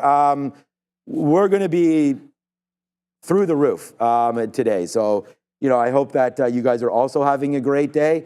And yeah, so far so good here. It's been fantastic. Shout out to my wife and daughter who are also watching. I do this for you and only for you. I love you guys. I love everybody that's here as well. That's why I get passionate. We're actually making cash here that's hopefully going to allow her to play more hockey. All right, over to the desk now. What's up, Adair? Bit of a volume increase here on this pop-up with the S&P 500. The Q's making a similar move up. Only news I'm really seeing on this is some updates here geopolitically. We do have apparently Ukraine's top commander saying that Russia's trying to break through Ukraine's defenses. Only thing I'm seeing, if I see anything else, I will let you guys know. We do have a number coming out at 10 a.m. for pending home sales. I'll have that ready for you guys. Yeah, it's been super clean today. I find myself like that last move in Apple tagged the high, wicked the high, in and out again. VWAP to the high of the day on Apple just now. And AMD was about the best timing possible. Like I was able to get the bid as it broke VWAP, got the fill, and then it just took out the top. So ultimately, like the one stock that we wanted short, put in the lower high, we're able to grab profit before it broke it out, but we just got out at our stop level. So thankfully, that'll also be green, even though it's still heading into the upside, upward trend here. So I like the fact that that's happening. You're now seeing, when we got Apple off of VWAP, that was in lieu of Affirm off of VWAP. That's now holding out as well. So I think this one goes back into the upward trend. I haven't traded anything Apple, Affirm, AMD, and NVIDIA. I haven't traded anything but those four, and I'm sticking to them. Did not get that on SMCI. That stock moves quick. Gap is halted for news. But anyways, Affirm back at VWAP, Apple back at VWAP, but it looks like Gap halted for news just now. I don't have my scanner up on that. We'll get the news to you whenever it does happen. So look out for gap. Look, something that we created a long time ago and now is very heavily used, and it's a great tool because we want to shout out everybody that's part of the chat. Thank you so much to Honcho Trade Saying Beast. Thank you so much to Rivian Millionaire Man. I believe I'm made for this. That's why I'm here trading and YouTube. It's been a great time. It's funny because my kids are like, hey, we don't like, you know, they hate watching me because they watch their guys on YouTube too. Hey, what's up, Top VoIP as well as here. Chef Joe, you've been here forever. Joe Williams sees the passion. I mean, it's real. That's why we're doing this, right? I mean, and part of it is, yeah, I do get emotional. You're right about that. What's up, Alex Diaz, right there. Everybody that's here, thank you so much. Great trade, says Captain there. Martin is here as well. Ozan wants the cow. Let's go. Right now, again, Juan Padilla, what's up? You want to get on the floor? You got to talk to these guys behind us right now. What's up, Captain? Yeah, Neil's a win as well. Yeah, good job, Neil, over there today. Palantir right here holding strong. We'll go over, look at that. Hey, man, let's go. This has been a big show, and it's big trades over on this side. Let's go get the numbers from Adara. Got these numbers here. Pending home sales month over month, much lower than expected, negative 5.5% versus consensus of 0.4% in that forecast here of 1.5%. On a pending home sales index also lower than expected here in tandem with that drop on a month over month basis, 70.2 versus estimates here of 74.3. The S&P 500 just keeps climbing higher, now up 0.2%. Earnings really the talk of the town today with so many reports from a slew of different companies, NVIDIA and CrowdStrike chief among them. We also did have this morning as well higher than expected second estimate here for the quarterly GDP change for Q2, 3% versus the forecast here of 2.8%. So higher than expected GDP, lower than expected home sales just coming out now. CRM, one of the many earnings names on watch. This one initially gapping up and still up on the day, but definitely took a bit of a move to the downside, beating on Q2 earnings per share and sales, and also having higher than expected guidance for Q3. We also have Dollar General doing the opposite here, sharply to the downside, though trying to form a bit of a bottom. They had lower than expected earnings per share and sales, and they cut their guidance for fiscal 2024. DG, one of the many earnings names on the move today, guys. Yeah, unfortunately, that's one of the ones to the downside. Dollar General taking it on the chin. I actually forgot that Gap changed their symbol. I'm like, where the heck is GPS? It's gone. It's Gap now. So Gap is halted news pending. This is it. It actually went up with the rest of the market. Now down. I haven't seen anything in terms of news. But let's get back to things that are moving. If we get that, it opens back up and does something, we'll let you guys know. So Apple just tipped off 328. Broke the highs and now pulling right back in there. So you never know where the higher low is going to be. It was at VWAP before. It might be at VWAP again. It's VWAP where all sit. Affirm is now going one more time. So Affirm looking very strong. Did not dip into VWAP a second time. Now holding the $40 level. So we'll look for pullbacks into prior highs, pullbacks into VWAP. That's going to be the name of the game here on AFRM. Now you're really starting to fly. It's up like 30% now. This one actually... Like it did dirty because there was a $2 candle or like a $1.50 candle to the downside on the 3-minute here. So definitely rinse some people out there. And now looking like it wants to continue to press higher. So we got to look back over to this for some long opportunities. Just have to be patient with it. Everything's been letting you back into it if you want. So here comes Apple right into VWAP. I think we have a chance for this. I did want to, I'll get to Dollar General maybe later. I still think if that can't, I mean, if it doesn't break the low, there's only one place to go. If it doesn't break the high, then the stock's not going to fly. That's my feelings on Dollar General. They're trash. Go look at Dollarama in Canada, which is literally at all-time highs, and Dollar General is at lows. What does that tell you? Oh boy, I don't know, but I know what this tells me. We just took another 50 cents right there and another chicken dinner winner on NVIDIA. It comes into 121.80, and we just bought it right there at 121.80. All right, we just got out at 122.25. Let's see if this one wants to continue to go higher. That's another 40 cents for you right there. We end our TQQ trade as it breaks through 69. We are now out of that one. NVIDIA, we're in. We'll wait to see if that one wants to go. Tesla's fallen back in here a little bit. We only have like less than 5% left, but it is coming back in. Most of our outs are right here. Once we got that 212.50, 212.60, then 213, especially when we double topped and triple topped and quadruple topped there at 213, we were able to get pretty much it all out right there. We were feeling bad when it was going up to this side, but we were running the longs everywhere else. So that was okay. Obviously here, Apple, we don't have that 223, 231, 50 area. So let's put that out now. If it gets back into there, we'll just take it out for, again, an absolute monster. Like I said, man, this is going to be a record day for profits here off the open. So let's just keep this going. And that's what happens, right? We said that we would be looking at stocks if they started to move through certain levels, and that came through, and we just posted it. And of course, it's going to be a record day when everything is working for you. Great trades by Neil over here. Great trades all abound, and I just hope that you guys are also experiencing some of that as well, man. The love is strong, the market is strong, and we're really, really pushing it today. And yeah, we're pushing boundaries today, right? We're taking shares, we're putting up some numbers, and yeah, it's been such a great day, such a great earnings period here for volatility. We talked about that. I was saying in July, and a lot of people that were on the show as well agreeing, like these are the months, man. This is the volatility that everybody's looking for. When you had that hiccup when the NASDAQ fell on that August 5th over here, you know, that sort of triggered like, oh my gosh, you know, what's going on? The VIX went up to 60. Everything started to go ham right there. What a really triggered. Yeah, I mean, imagine I was here or there. But at the end of the day, you know, you have to be patient. You have to wait for your levels. And today they all filled up, baby. And it's been a really, really great ride, a really profitable little run for us. And we want to thank everybody for watching. Make sure that you do come every single day, like and subscribe, and grab that. Yeah, exactly. I mean, come every single day, because you never know which days in the market are going to be the big ones. In order to get the gains, you have to be there every single day. And then the days that they're there, take the opportunities, hit that like, hit that subscribe. I was looking at all the Mag 7 names, I was getting a feel for what's strong and weak, and all of them were strong. It's the chips that are weak. So NVIDIA. Yeah, my first thought was get back on the bid and hey, wait a second. on Affirm. This is Affirm. See what's happening in AMD here. I still want to try to find my way back into the short. Affirm, I'm trying to find my way back into the long, but then Affirm did that. So we didn't get the long in Affirm. You can be patient all you want. A couple times it's worked. But this is looking like a failed breakout on AMD above these highs, opening range highs, afternoon highs, failed break, and now you're trending to the downside on AMD. If this market turns, this has been the one. As far as I'm concerned, AMD has been in a slight downward trend, lost to 50, lost to 200, and shorting the pops has worked. It's done this before, where it was a huge move to the upside, only to end up to the downside like this. So I got to find my way into this short one more time here. I'm slightly up on it, but we got in, and then it stopped out and did not get in on the way back in. So you are working back.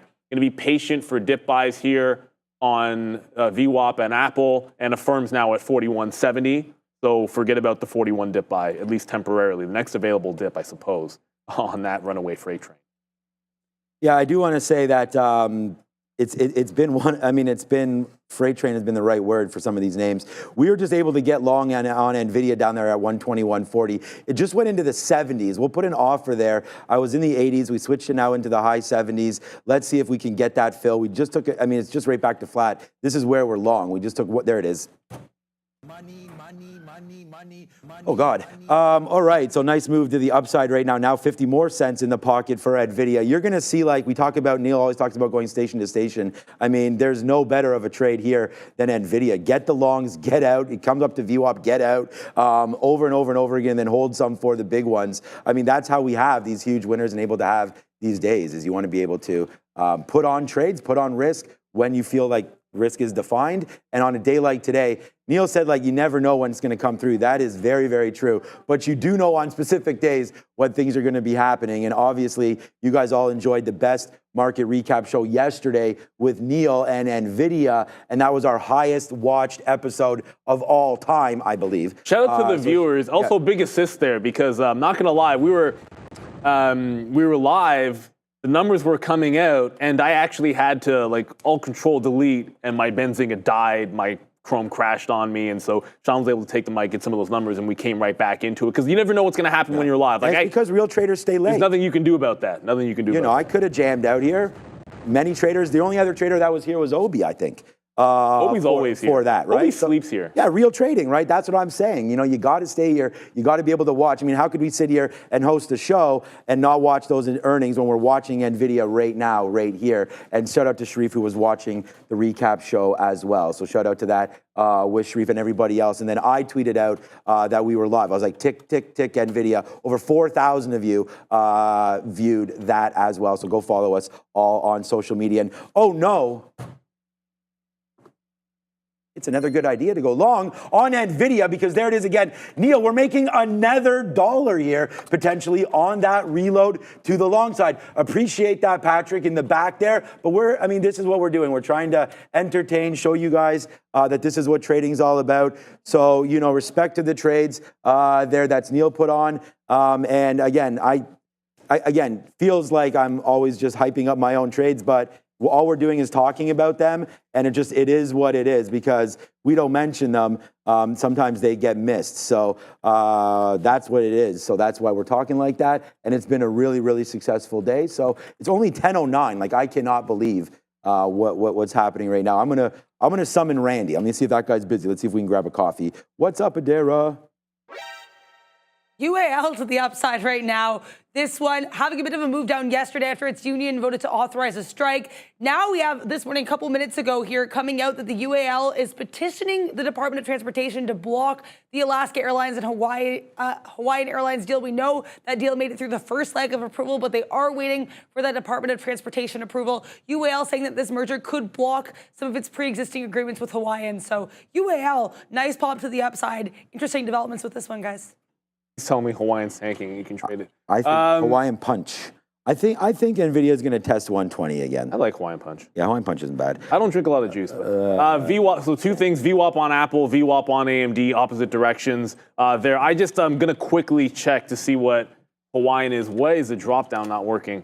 Okay, it's trying to bounce. This is an $18 deal. If there's any threat to the deal, I'm shorting the top of the range. It's that simple. See, that's the top. You can see it there. That's the top. It's like $17.50. It's 18 cash. Every time it gets threatened, it dumps into the mid 17s. I just want to respect that on that stock. But not really moving. It already made its move to the downside. You would have just heard that news. So Apple VWAP just double tapped 230.25 comes and trying to get back into the upside. AMD's been more of a, I don't know, it's VWAP in the other direction. It's actually a stronger move to the upside initially, but now you have successive lower highs with VWAP holding in. So I got it on the front end, not the back end, which is not the way you want to do it. I should have it in here somewhere, but so I have 70s on the front instead of like 80 or 85 here on the back end of the trade. If we double tap 170 or 147, I got to get out because that was the breakout, that was the dip support, and then support again. So if it holds 147, got to jump out of this trade and look for another opportunity. Still want to go back to the same names over and over again. Affirm is trying to dip, and the operative word is trying. It's not successfully dipping very far. So the next move down, maybe it's 40 off of VWAP or 40.5 in here, but still looking to play some Affirm off the bid one more time here. We've been long twice, but the best long was the missed long on Affirm. And that was that last bounce. It got all the way to 41.5. So Apple off VWAP another time here. If we wick that top, jump out of it again. I want to see this play to 231.5. Show a little more strength. The market's starting to give a little back here, and I don't want to just be catching falling knives. Anything holding support I like. Higher lows, holding support's fine. But if you're making lower highs, I want to stay hopefully away from you. One more. And just for everyone out here, SMCI. I know we can't trade and look at everything. It's impossible to do. SMCI did one look to hold on to VWAP and immediately dumped it and started making lower lows again. So that's an easy no-go for me. I'm not getting into SMCI when it's a falling knife. It's either trending my way or I'm not trading it. That simple. You don't want to be against the trend on SMCI. So I don't know if you're in this, but NVIDIA just broke through 121. How is AMD not falling? I don't know. AMD's like 10 cents.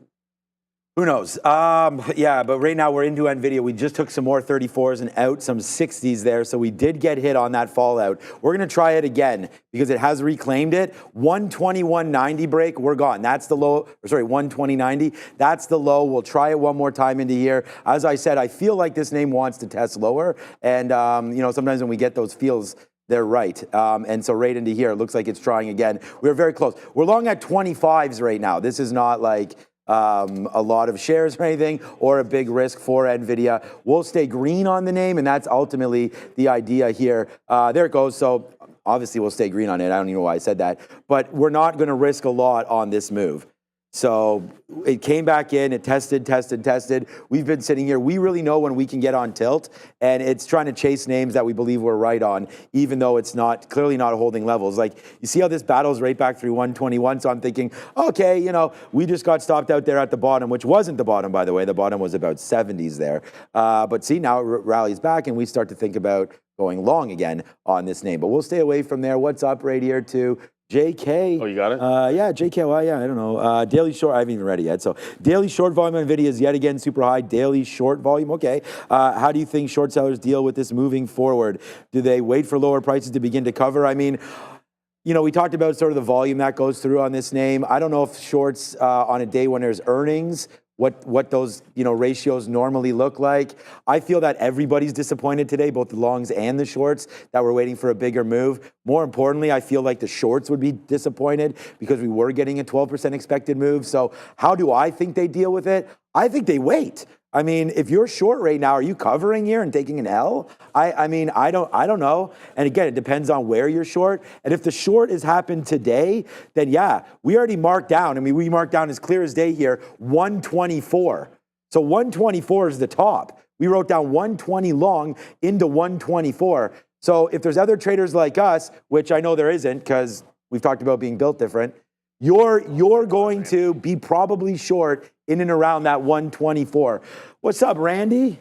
Oh, I said I was going to put out an alert for Randy, and on time comes this guy. It is Randy. Randy reads minds, Oh, man. man, Randy.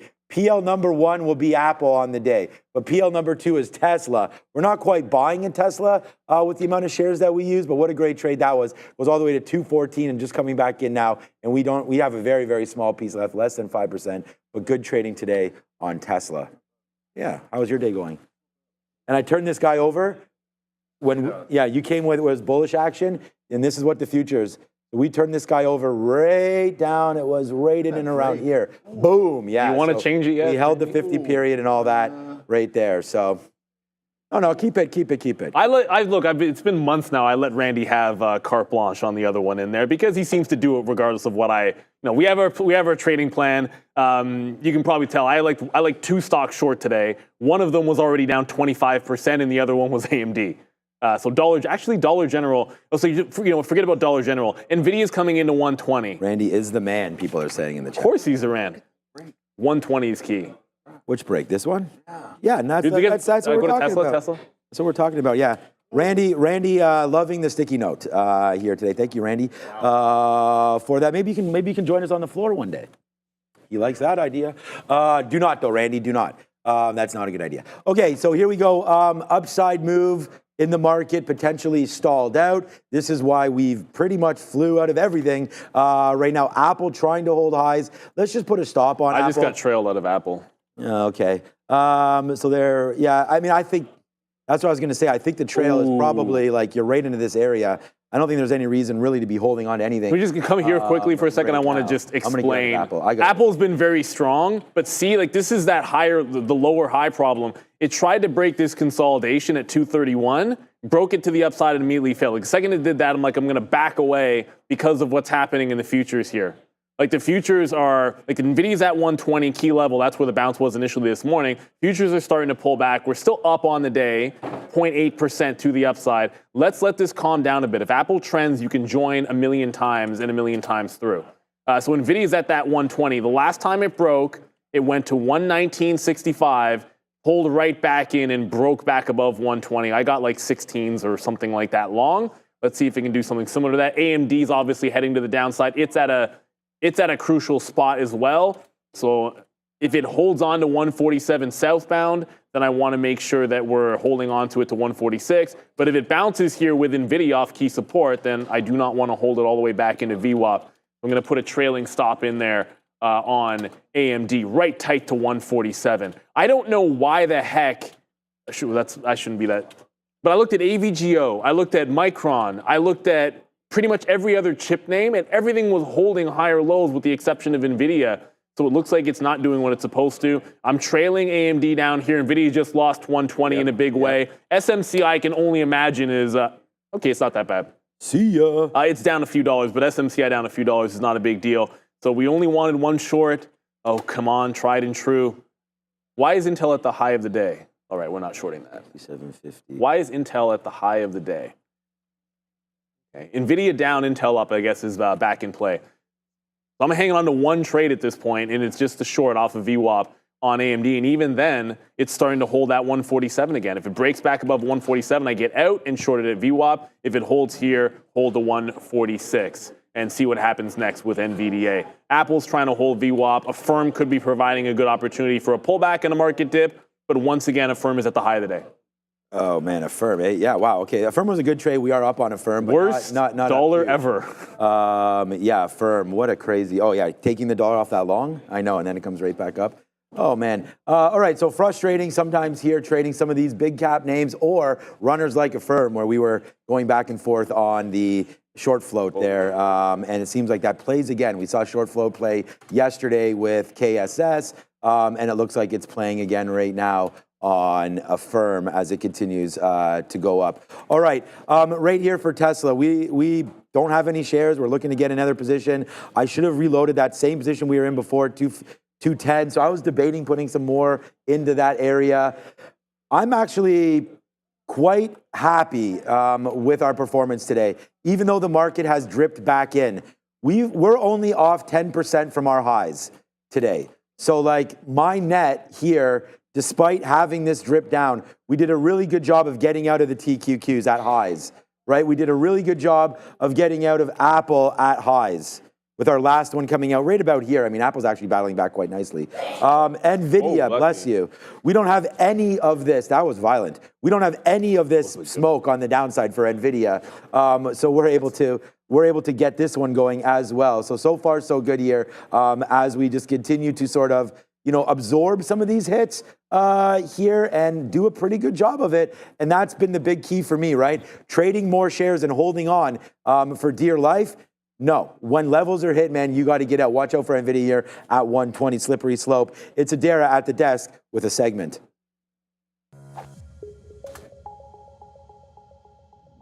IWM just making new day's highs with this candle. Talk about a V-shaped recovery. This one now pushing back above 219, up about 1% on the day for the Russell 2000. Quite a few small cap names to talk about today. One of these is EOS Energy, 22% short float. It has run in the past. Today, moving here after announcing that it's achieved its first performance milestones related to its strategic investment from Cerberus, which was earlier this summer. Good look for EOSE. We also have your XRTX, the ticker for this one. Clear, interesting little resistance area for this one, basically identifying that some research that positively supports what they're looking to do with the company with regards to their kidney disease research. So good look here for XRTX. This one has a pretty small market cap here, just over $4 million Canadian. We also have Therava Biologics. This is TOVX. This one's halted a couple times, up about 25%, receiving a patent application notice for one of its treatments. We're noting as well here for Therava, for TOVX, they actually have a float of just under 1 million shares, 992,000 share float, guys.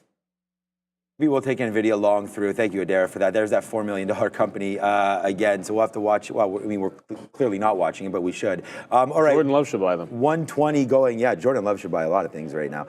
All right. We're going to take a 120 break through again. So we'll see if it wants to go one more time, try to break a little bit higher. 120.05 has been the high. I'm not going to, we say this all the time, catch this falling knife.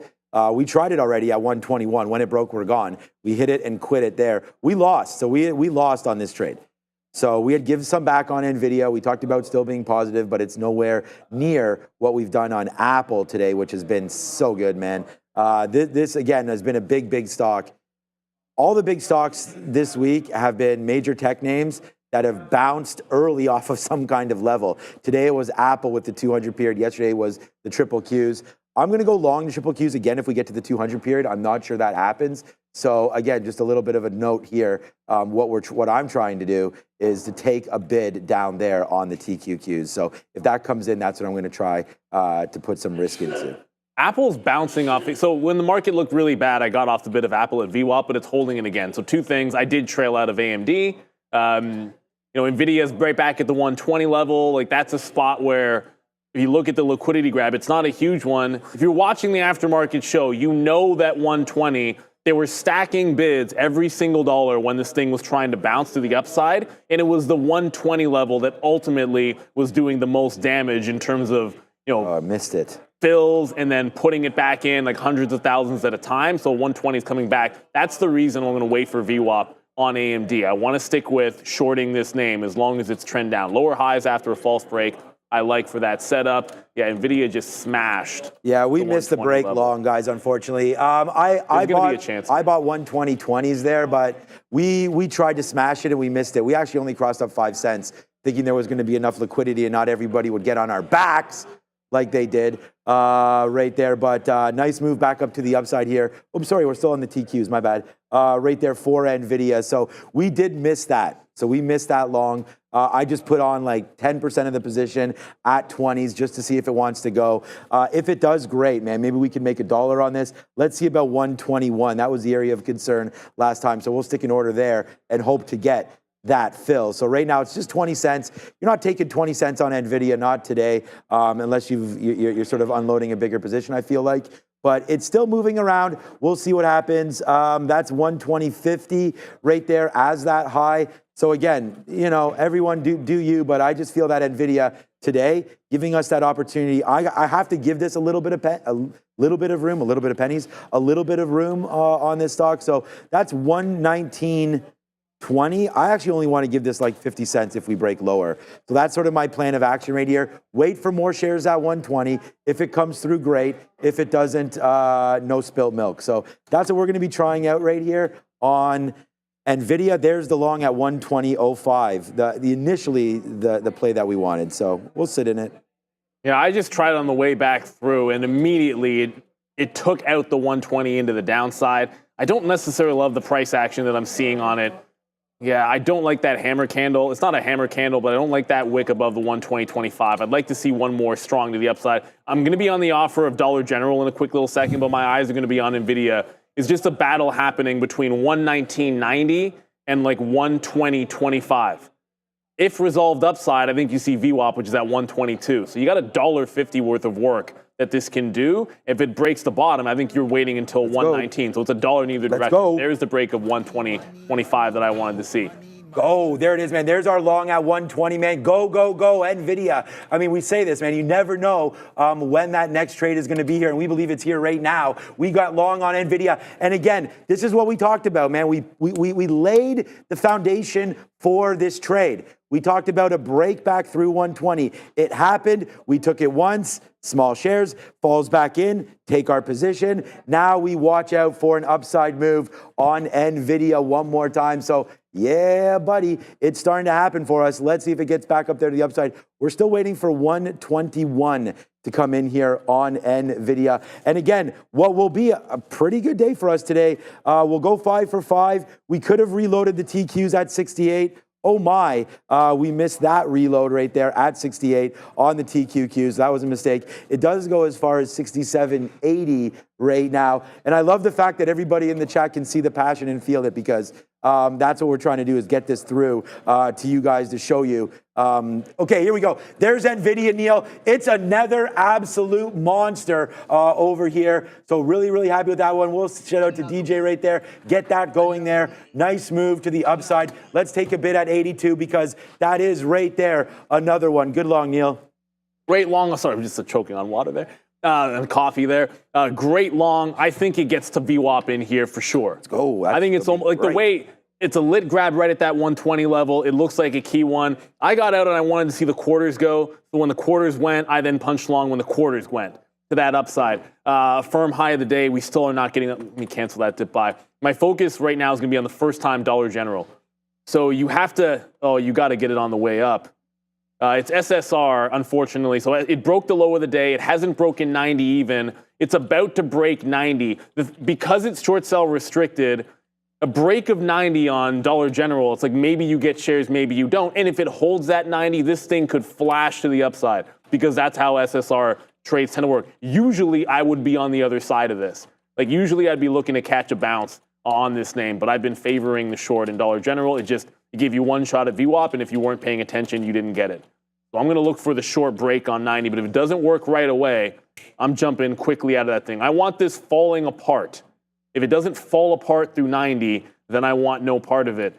So there it is. Oh, and instant fill. You don't always want an instant fill on an SSR name. Usually I'm expecting that you're not going to get a fill on an SSR name. So Dollar General just broke $90.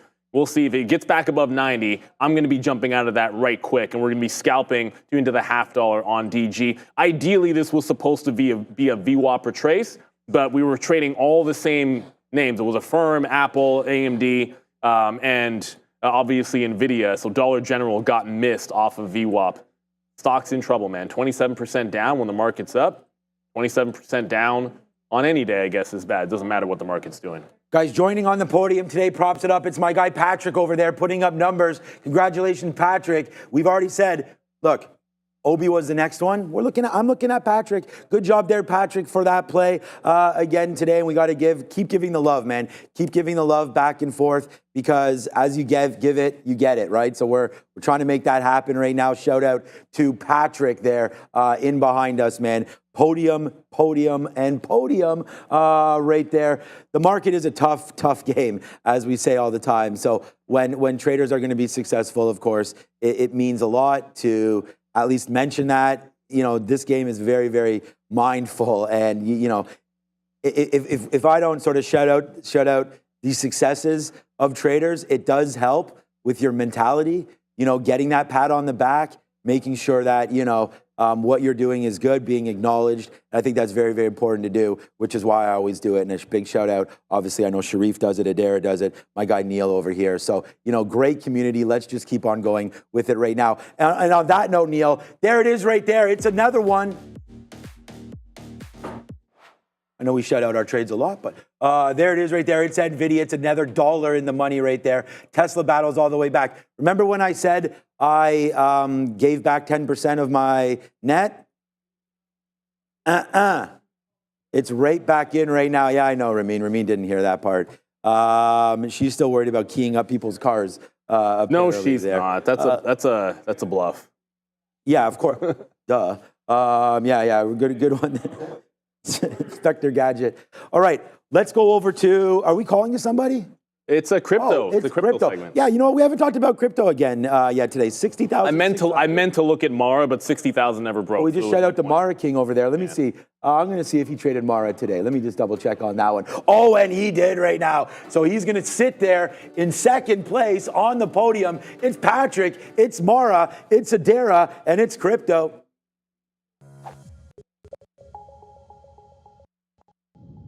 Before we get to crypto, worth mentioning, we just got these numbers here for the EIA natural gas stock change here coming in exactly flat, 35 billion change here compared to the previous and the estimate of 35 billion worth noting.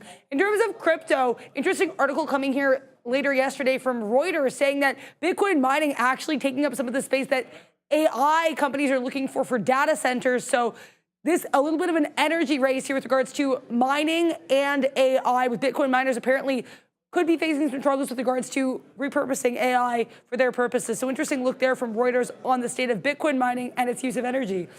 Bitcoin itself here on the daily chart, nice uptrend, having another lower low or higher low here from that big move down we had on the Black Monday, August 5th. Nice look here. Let's see what we can do if we can hold on to that 60,000 level as of right now. Ethereum also recovering nicely from yesterday's weakness here, currently holding on to 25.5, up about 1.5%, up about the same amount right now as BTC. The rest of these names a little bit more mixed. Slight weakness in Solana, USDC, Ripple, Toncoin, some slight positivity here in Cardano, Tron, but nothing super high or super low today in the crypto space, guys. I was just saying nothing to Sharif crazy there. Yeah, about, oh, go ahead. I was even No, just paying attention, actually. Go look, I want to get to crypto in a second, too, because I wanted to look at Mars specifically. I know a lot of people look at crypto, and that 60 bounce is pretty good. NVIDIA just did, it was a similar thing that Apple did, but it's still off a lower high. So I'm going to try to respect the fact that overall, trend is down on NVIDIA. There was a dip off 120 and another dip off 120, but since that open, your lower highs and lower lows all the way through. So if I'm respecting the fact that the trend, since literally the first 3 minutes of the day on NVIDIA has in fact been down, then when it loses this level, I'm jumping out of it. It's like, what would I do if I was flat? And the answer would be, if this was any stock and if it wasn't NVIDIA and I had zero bias, I'd be thinking short after this kind of a setup, because the resistance level broke, and it broke downside, is retesting lows and going into a downward trend. So that means be a little bit more conservative with the long. That meant jump out a little bit faster when I didn't like what I saw, wait for confirmation that it was holding 120 better, jump into the long, and then take it out there at the quarter level. It might still go higher, but I'm just explaining why you're going to see me out of the trade there on NVIDIA. If it goes higher, we can always get it back into VWAP. If it comes back down here, we can play the 120 one more time. And speaking about crypto and Mara wants a big level at that 18. What I don't like about this is this 18 level. Like, that's what scares me about it. Like, big level that it ran away from in the other direction, and then resistance here at 18. Well, you just wicked that top and came back underneath. If we lose 60,000, I'm probably going to look for a short at some point over in MARA. For now, we've jumped out of NVIDIA looking for re-entry, and I'm looking back over at Affirm, which I'm sure you're tired of hearing is at the high of the day. But it is. And this will be the one that got away from us. We stuck with, it wasn't crowd, it was Chewy yesterday. We stuck with Chewy yesterday. We didn't really stick with Affirm today. That's about the only disappointment I have, because this gave you VWAP on a silver platter right here. Tried to bounce through 40, pulled back into VWAP, and if you're looking for a VWAP retrace, that was it. It was the third time through, but it had been so weak. AMD, I might short it, but the market's now coming back into the upside, so I have to be patient with this. I didn't want to sit on the offer when the market was making a bounce, and this is oddly enough stronger than NVIDIA right now. It got to VWAP when NVIDIA wasn't there, so I want to be very careful about how I short AMD. For now, no LFT and no positions. I'll take it 1035. I'm not rushing into anything just because there's opportunity out there. Yeah, and there's Affirm right here, man. 40 long break. I mean, some of these things that we had written down on the sticky note today. Apple 229 long. As I said, it's P&L number one, like 20x. Tesla right there, 210.50 break as well. Maybe not 20x, maybe 10x. TQQ's there, the long at 68, and then there's Affirm, then NVIDIA 120. I mean, we're so much in love with that NVIDIA 120 that it was a big reloaded spot right there again. So we're gonna hold on. We're gonna wait for 123. See if that comes in. We again, we don't have a huge amount of shares or anything left on board. We have about 20% of that trade left on board. So yeah, that's what we're doing there on NVIDIA. It is bouncing off of the 200 period, and you know your boy is all about moving averages. So right there could be something. I do agree with Neil. Not a bad spot to jump out on.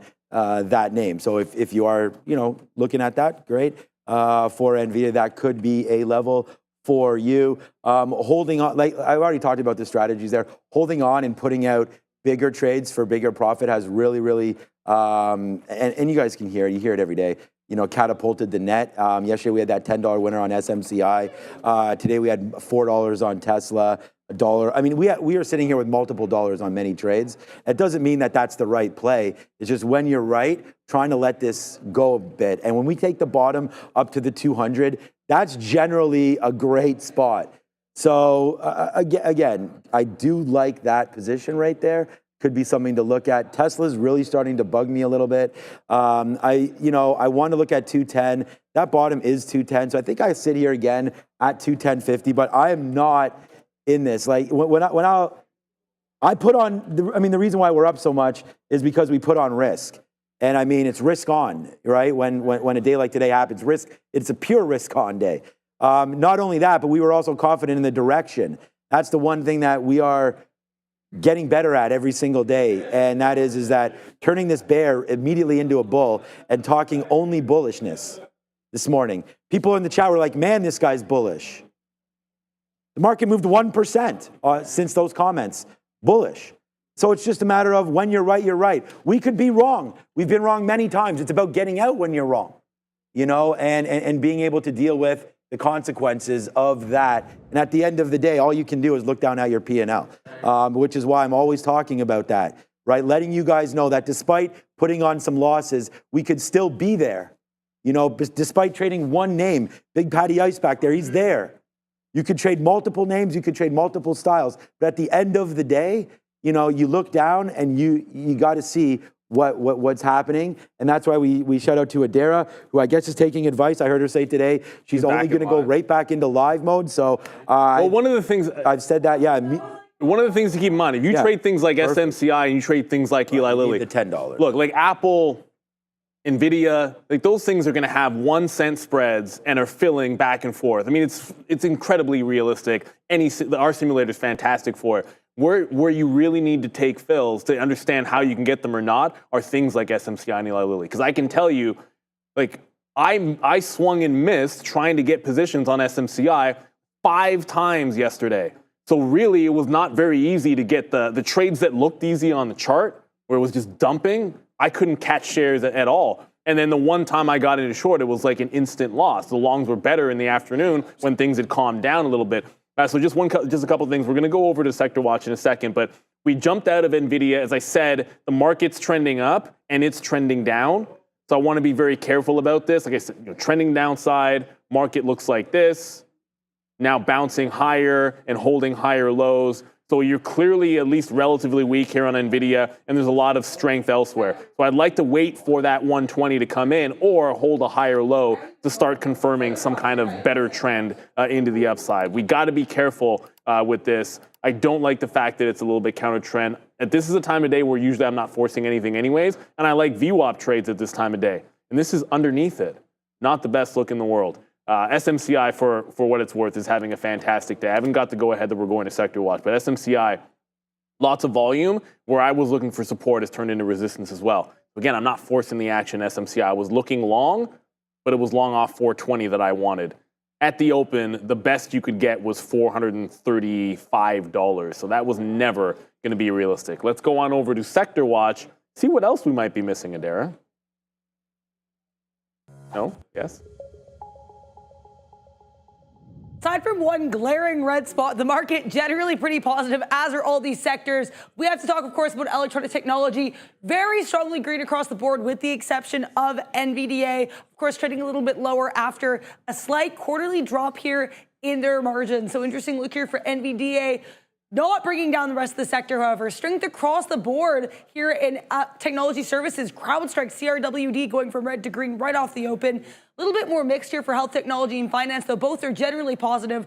Lots of strength in producer manufacturing, commercial services, energy minerals, transportation, consumer durables. Couple sectors to talk about to the downside, one of them being communications. A little bit red here for both Verizon and AT&T, but retail trade, very interesting. Lots of strength in Amazon and Costco, but some of these other names a little bit weaker. We also have to remember that Dollar General, with a massive earnings miss and a bit of a lowering here of its guidance, could be bringing down this sector, guys. Yeah, I mean, Dollar General is going to be a nasty one. Oh, the other thing that I kind of feel like we glossed over it. So Gap is halted for news pending. Essentially, they had an early leak of their Q2 revenues for Gap, which is GAP, not GPS anymore. The revenue, 3.7 million, ahead of estimates of, beating estimates of 3.6. So the reason why you're halted on Gap is a leak of the earnings. In theory, people are circulating it around here. So whether or not that's actually accurate, I guess we'll find out when they open the stock up. So when it's halted based on news, you don't know when it's going to open. It could be at any point. But first things will happen, just for everyone out there. If you've never looked at a halt trade before, you can always just go to like NASDAQ Trader. This is a site I like to use. Go to NASDAQtrader.com. You find Gap. See how it's T1? That's halted news pending. Usually it'll go T2, T3, which is when it's fully disseminated. You'll get like a quote resumption time before this opens back up. So this is worth watching, I do think. You're likely to see some action on that if their earnings are actually out here. So NVIDIA, it's trying to wake up, but it gets right into the same resistance level where I jumped out of it, and it's just kind of holding higher lows. So I like the fact that it's holding the higher lows for now. Let's break out one level up and then look for another stair step into the upside. What is Apple doing? Apple might not give us VWAP again, but if it doesn't ever give us VWAP, it can give us the opening range top 231.5. It can always pull back into that and consolidate. For now, we're going to wait for VWAP one more time here on AAPL. NVIDIA, I'd like it to break out of that downward trend. That'll be the next look for me, or Apple off of VWAP, because Affirm's kind of gotten out of pocket here, unfortunately. Right. And I don't want to chase it. Here we go. This is why I've talked about why we do this. There is picking up her new rep jacket. Right now, number 20 on your Etobicoke Dolphin. So she's getting ready to rock and roll, man.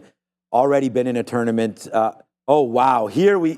This is why you hold on. We've talked about this. There goes NVIDIA. Let's see if it wants to work. Now we're $1.50 in the money on NVIDIA and right back upside.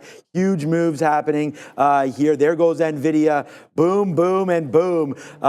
Biggest stock for me right now. We do have $1 also in Tesla. So sure, we'll go back-to-back dollar clubs. We'll also say Hydration Nation to everybody out there as well, man. It's always nice to get pictures. My wife's sending me them all of the time. So that means a lot. And I just said, we just got, all right, I just saw you got her skate sharp in there. That's nice. Okay, so 122, right up to VWAP. I'm thinking that this could be it. We're waiting at 123, but we just racked off that VWAP. And you know what? I mean, we've already got our strategies clearly working here. I just saw Big Patty Ice in the break room there, and he was talking about his trade. So congratulations on that one. With Mara, shorted the top, I believe he told me. 18th, so that was a great trade rate there for BPI. And again, it's just it's a one trade, right? I mean, that's the thing. I have to look to see exactly what it was, but I believe it was. And again, learning hopefully from the stuff that I'm talking about. I mean, me and this guy talk every day, and he's going to make his own decisions. But this is perfect. Like this kind of a move up right into a level like that, and then bang that right back in. Absolutely perfect. Bounces off the 200 period moving average, man. The disciple is strong. Congratulations, BPI, right there for a big one right there, man. I mean, this is what we're talking about, showing it off. This is why we do the sticky note for free. This is why we do all these things, to give opportunities and give explanations like this, and you know, going over all of the trades, why we like them, why we don't, why we're in, why we're not, and giving trades before they happen. I mean, we talked about this trade on NVIDIA. The minute it breaks back above 120, we were going to be all into that one. So, I mean, there it goes again, another big trade. It's 10:45, 15 minutes left until we go stochastics crazy on the midday. What are you guys doing today? Commodity Channel Index. Commodity Channel Index. I prefer stochastics mania, but we'll see today how that pops off there. Sharif does a lot of work on those. Learn something new every day. So we thank you. Yep, we thank them for that as well every single day. Get trading, get some laughs, get some good times there with Trader TV Sharif and Adara on our midday program. And yeah, it's funny. We talk all about all these lessons, and this is why it's completely different for everybody. I sit here and listen to this stuff, but I don't use any of it. I just use what I use. Moving averages, support and resistance. And I mean, you'll never hear, I don't know the last time I heard really anybody trading talking about fibs on our show, talking about anything other than... I've talked about it, I don't use them. Right, exactly. I mean, that's what I'm saying, maybe a couple months ago. Yeah. Or RSIs or anything like that. Very important to understand these things. But at the end of the day, you know, like we just talked about, you got to have volume that gumption. Matters. Yeah, you got to have the ability. You got to have it inside of you to become these traders. Find your spot, man. They say this about back catchers, and I heard this from one of the rep coaches as well. He's like, he was a catcher himself, and he's like, you got to be a little squirrely to be a catcher. And you can clearly see this one. The most unhinged person around here is me, and you can see what's happening right now in this market and the results that have come through. And there it goes right there. Talk about it out. Props it up right now for NVIDIA, taking it back into VWAP. And guess what? This is where we say, finite. We wrap that trade up. That's $1.70 right there on that last little push there. Neil explained where his out was. I explained where my out is. Sometimes they hit, sometimes they don't. But there it goes right there. It's a good one for that, and we will sit where we need to be right now, as Tesla is a little bit of a problem child right now, trying to get back up to the upside. Oh, we got another long there on Tesla. My bad. I didn't even see that. We got filled down there at 210.50. We got part filled. There's a good little reload on Tesla. Hey, Neil, let's just buy action and take $1. That's what happens when you're on those levels and you're right here, right now, man. Join the party. Join the water. It's warm. It's Trader TV Live. Hit the like, hit the subscribe. You got Sharif coming. You got Neil over here. This is going to be a big day. It already is. Record day profit-wise today for the morning. Let's get going. It's been a monster one. Thank you so much for watching. It's 10:48. It is 10:48. We got about 10 minutes to go, but it's a perfect time to talk about it. You have it up. I'll throw it up there. If you're interested and if you do want to trade somewhat like this, or any way like this, which is live, real markets, not, I mean, sometimes you'll hear people talk about like those CFDs and whatnot and all those things out there where you're not really engaging in the actual market. I'm talking about trading every single gateway, trading live in every single market out there, starting with the USA, starting with North America. Our campus program's back at Real Trading. And this is one it's near and dear to my heart because I've been blessed to be able to trade for over 20 years by starting it and doing it the right way. And doing it the right way means coming in and learning and putting time and effort in. It's free, and you don't have to put anything down, but it's a structured program that you have to follow and put your time in there. So check it out. Scan the QR code below. Go into the link in the description of this video. Check out realtrading.com campus. Get an introduction to the markets. Get into this platform, which is P per 8, where you have multiple stop orders. Every single gateway out there, every market that you could want to trade is available to you. All the upside is there. You want to trade futures, trade futures. You want to trade equities, trade equities. You want to trade Forex, Forex is there as well. There's lots of things you can trade. You're going to start out with the basics, which is fine because you're doing it for free. You're going to go into a fantastic simulator, which allows you to trade every single day and get those reps, one-on-one training while you are doing it with some of the boys back here. Fantastic trainers, both of them. Shout out to Brankles and to Wayne. Let's go. There's the shout outs. Shout out to, and also in the back, Lars as well. He's doing a fantastic job with this program. You're going to get that one-on-one. You go live, you trade real money, you gain real experience, you have the opportunity to earn real profits in a funded account. We're talking 16 hours a week worth of trading. You can have that side gig on the side if you want to while you're doing it. It's a great program, but the key thing is it's free.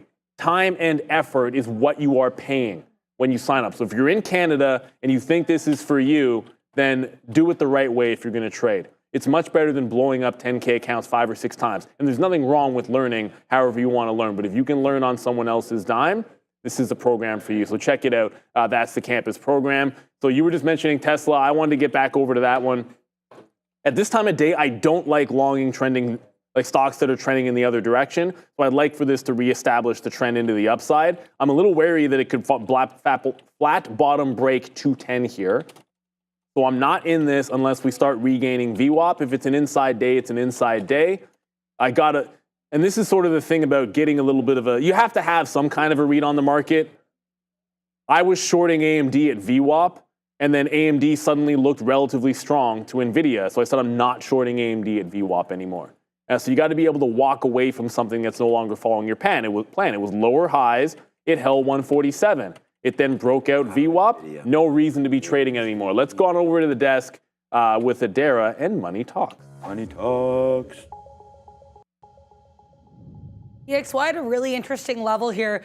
Not one, but 2 bullish candles here back to back for that US dollar here in the daily chart after finding nice support at 100.5. Now we're pushing into 101.5, which is an interesting level of some chop and turn earlier. Can we make a higher high here for the DXY? We'll have to find out. In terms of data today, we did have that quarterly GDP estimate for Q2. Second estimate here coming in above expectations, 3% versus the estimated 2.8%.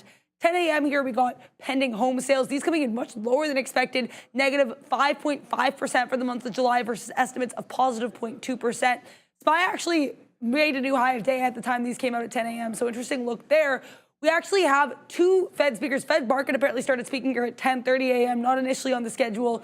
We also have Fed's Bostic right in your power hour there at 3:30 p.m. Tomorrow we'll be getting the PCE price index. We know this is the Fed's preferred inflation gauge. We're expecting a little bit of an uptick from the previous print here for the year-over-year core and PCE numbers, and we're also expecting a bit of an uptick here for the month-over-month basis, but we'll have to see what we do here. They're expecting flat core month-over-month PCE, but we'll have to wait and see how the DXY and the market reacts to that print at 8:30 tomorrow. Thought we were doing, thank you, Adair. We thought we were doing pretty good there, dropping some cash down for $2 on NVIDIA, but look how much this thing continues to run up, man. 122.50. I guess we should have waited for that 123 and not taken that. But again, coming right back in is Tesla. We take that to 1050, but you know what? Everybody's here for one thing, and it's for what's for lunch today. So today's, okay, man, these guys are really trying to grab our business, aren't they? All right, today we've got Southern fried chicken with barbecue sauce and an aioli on the side with a mac and cheese as well. Yeah, that's going to get Dara excited. I remember that one day that we went and grabbed her that. Yeah, I know you're a mac and cheese fan over there. It looks like the salad will be a Cobb salad with mixed greens, maple soy, roasted sweet potato, diced tomato, grated cheddar, and we're going for a walk after this. Oh my grated God. Cheddar and mozzarella, along with hard-boiled eggs, creamy avocado ranch. That is what's for lunch. And yeah, that's pretty appropriate. Yeah, man. the salad doesn't seem that good anymore all of a sudden. No, exactly. Like I said, guys, record day. Here, you know, where all the ideas worked. That to me scares me right there. You shouldn't go 5 for 5, those crazy hot fire trades. But it happened, and now we're just chilling. We are at the highest spot we've been at all day. Tesla, we got out of half. We're holding a small piece. I'm actually really not in love with this trade. The trade that was missed, nothing was missed. I mean, first of all, shout out to everybody out there that trusted the bull call. If you trusted that bull call that we made earlier on, you're now hundreds of handles in the money, and it just continues to go up. And we put the damage on it ourselves, man. We traded the TQs. Thing is that I didn't expect 1.3% today. We knew it was going to be a huge day. Your jokes when you... And I came in here today, and I started the show with we're trading Apple. Apple right now, I can look. I don't need to look. Apple right now is going to be multiples the next best stock. And it's because it came in, it filled the levels, we trusted ourselves, and there goes Apple. Obviously, it's at 232 and change. This morning, I told you this is getting to all-time highs again. So hopefully, again, this was a trade that many of you had. It's Apple, it's great. The only stock that we're up a cup of coffee on is Affirm, and that's because it dropped out and we got out when it broke. It comes right into the 200 period moving average. Obviously, that was a huge buy right there. Thank you to Tex who trusted. And it's just it's not about trust. It's about the setups were there. And you got to put them on, right? And so that's what it is. And we'll always tell you when we're down or when we're up. You can ask us this. And today's just been a big day. Shout out to all the traders behind us that have had a big day. Shout out to Neil here. And we'll give a big one for Sharif and Adara coming up very, very soon. Fabian, Ramin, and everybody that's watching. We can't do this without Bears versus Bulls. We can't do this without all of you coming through every single day. So I want to thank all of that. And thank you for supporting the recap show, which was absolutely huge. There they are. What's up, Fabian? What's up, my guy over there? The Chilean Nightmare, as dubbed by Sharif over there. He's more of a dream than a nightmare. This guy is. I agree. So such a great guy there. No, but it's like a wrestling name. It's like it's good, right? Essentially. Yeah. Two things. I want to quickly get over to SMCI. We took our first shot at SMCI. I might take a couple more in here. I think we're going to be a little bit more calm with it than we were yesterday. Like our first swing at SMCI, we lost too much on it, and then when we got like 2/3 of it back. When we had our win, it just was not enough. So at this time of day, I'm looking for only longs on it. So it broke out VWAP, but then immediately lost it. But I wanted to thank you, Ian Rispetto, for the super chat in there. You got into crowd this morning at 258 on the earnings. How do we feel about it in the long term and the outlook? So okay, first off, look, we're not here to give investing advice. What I can tell you is essentially what I see on CrowdStrike. I do own shares of CrowdStrike recently, and I did buy them. My average price is like $265. I bought a couple times on dips. My average price is pretty much right here. So it's like I'm like very slightly in the money on this. But what I love about the chart, at least temporarily speaking, was, and I said this in the morning, you needed to break out this, after earnings, it was important to break this consolidation up. Like this was a very clear strike zone, 275 down into like this 265 area, which is exactly where it settled after the breach.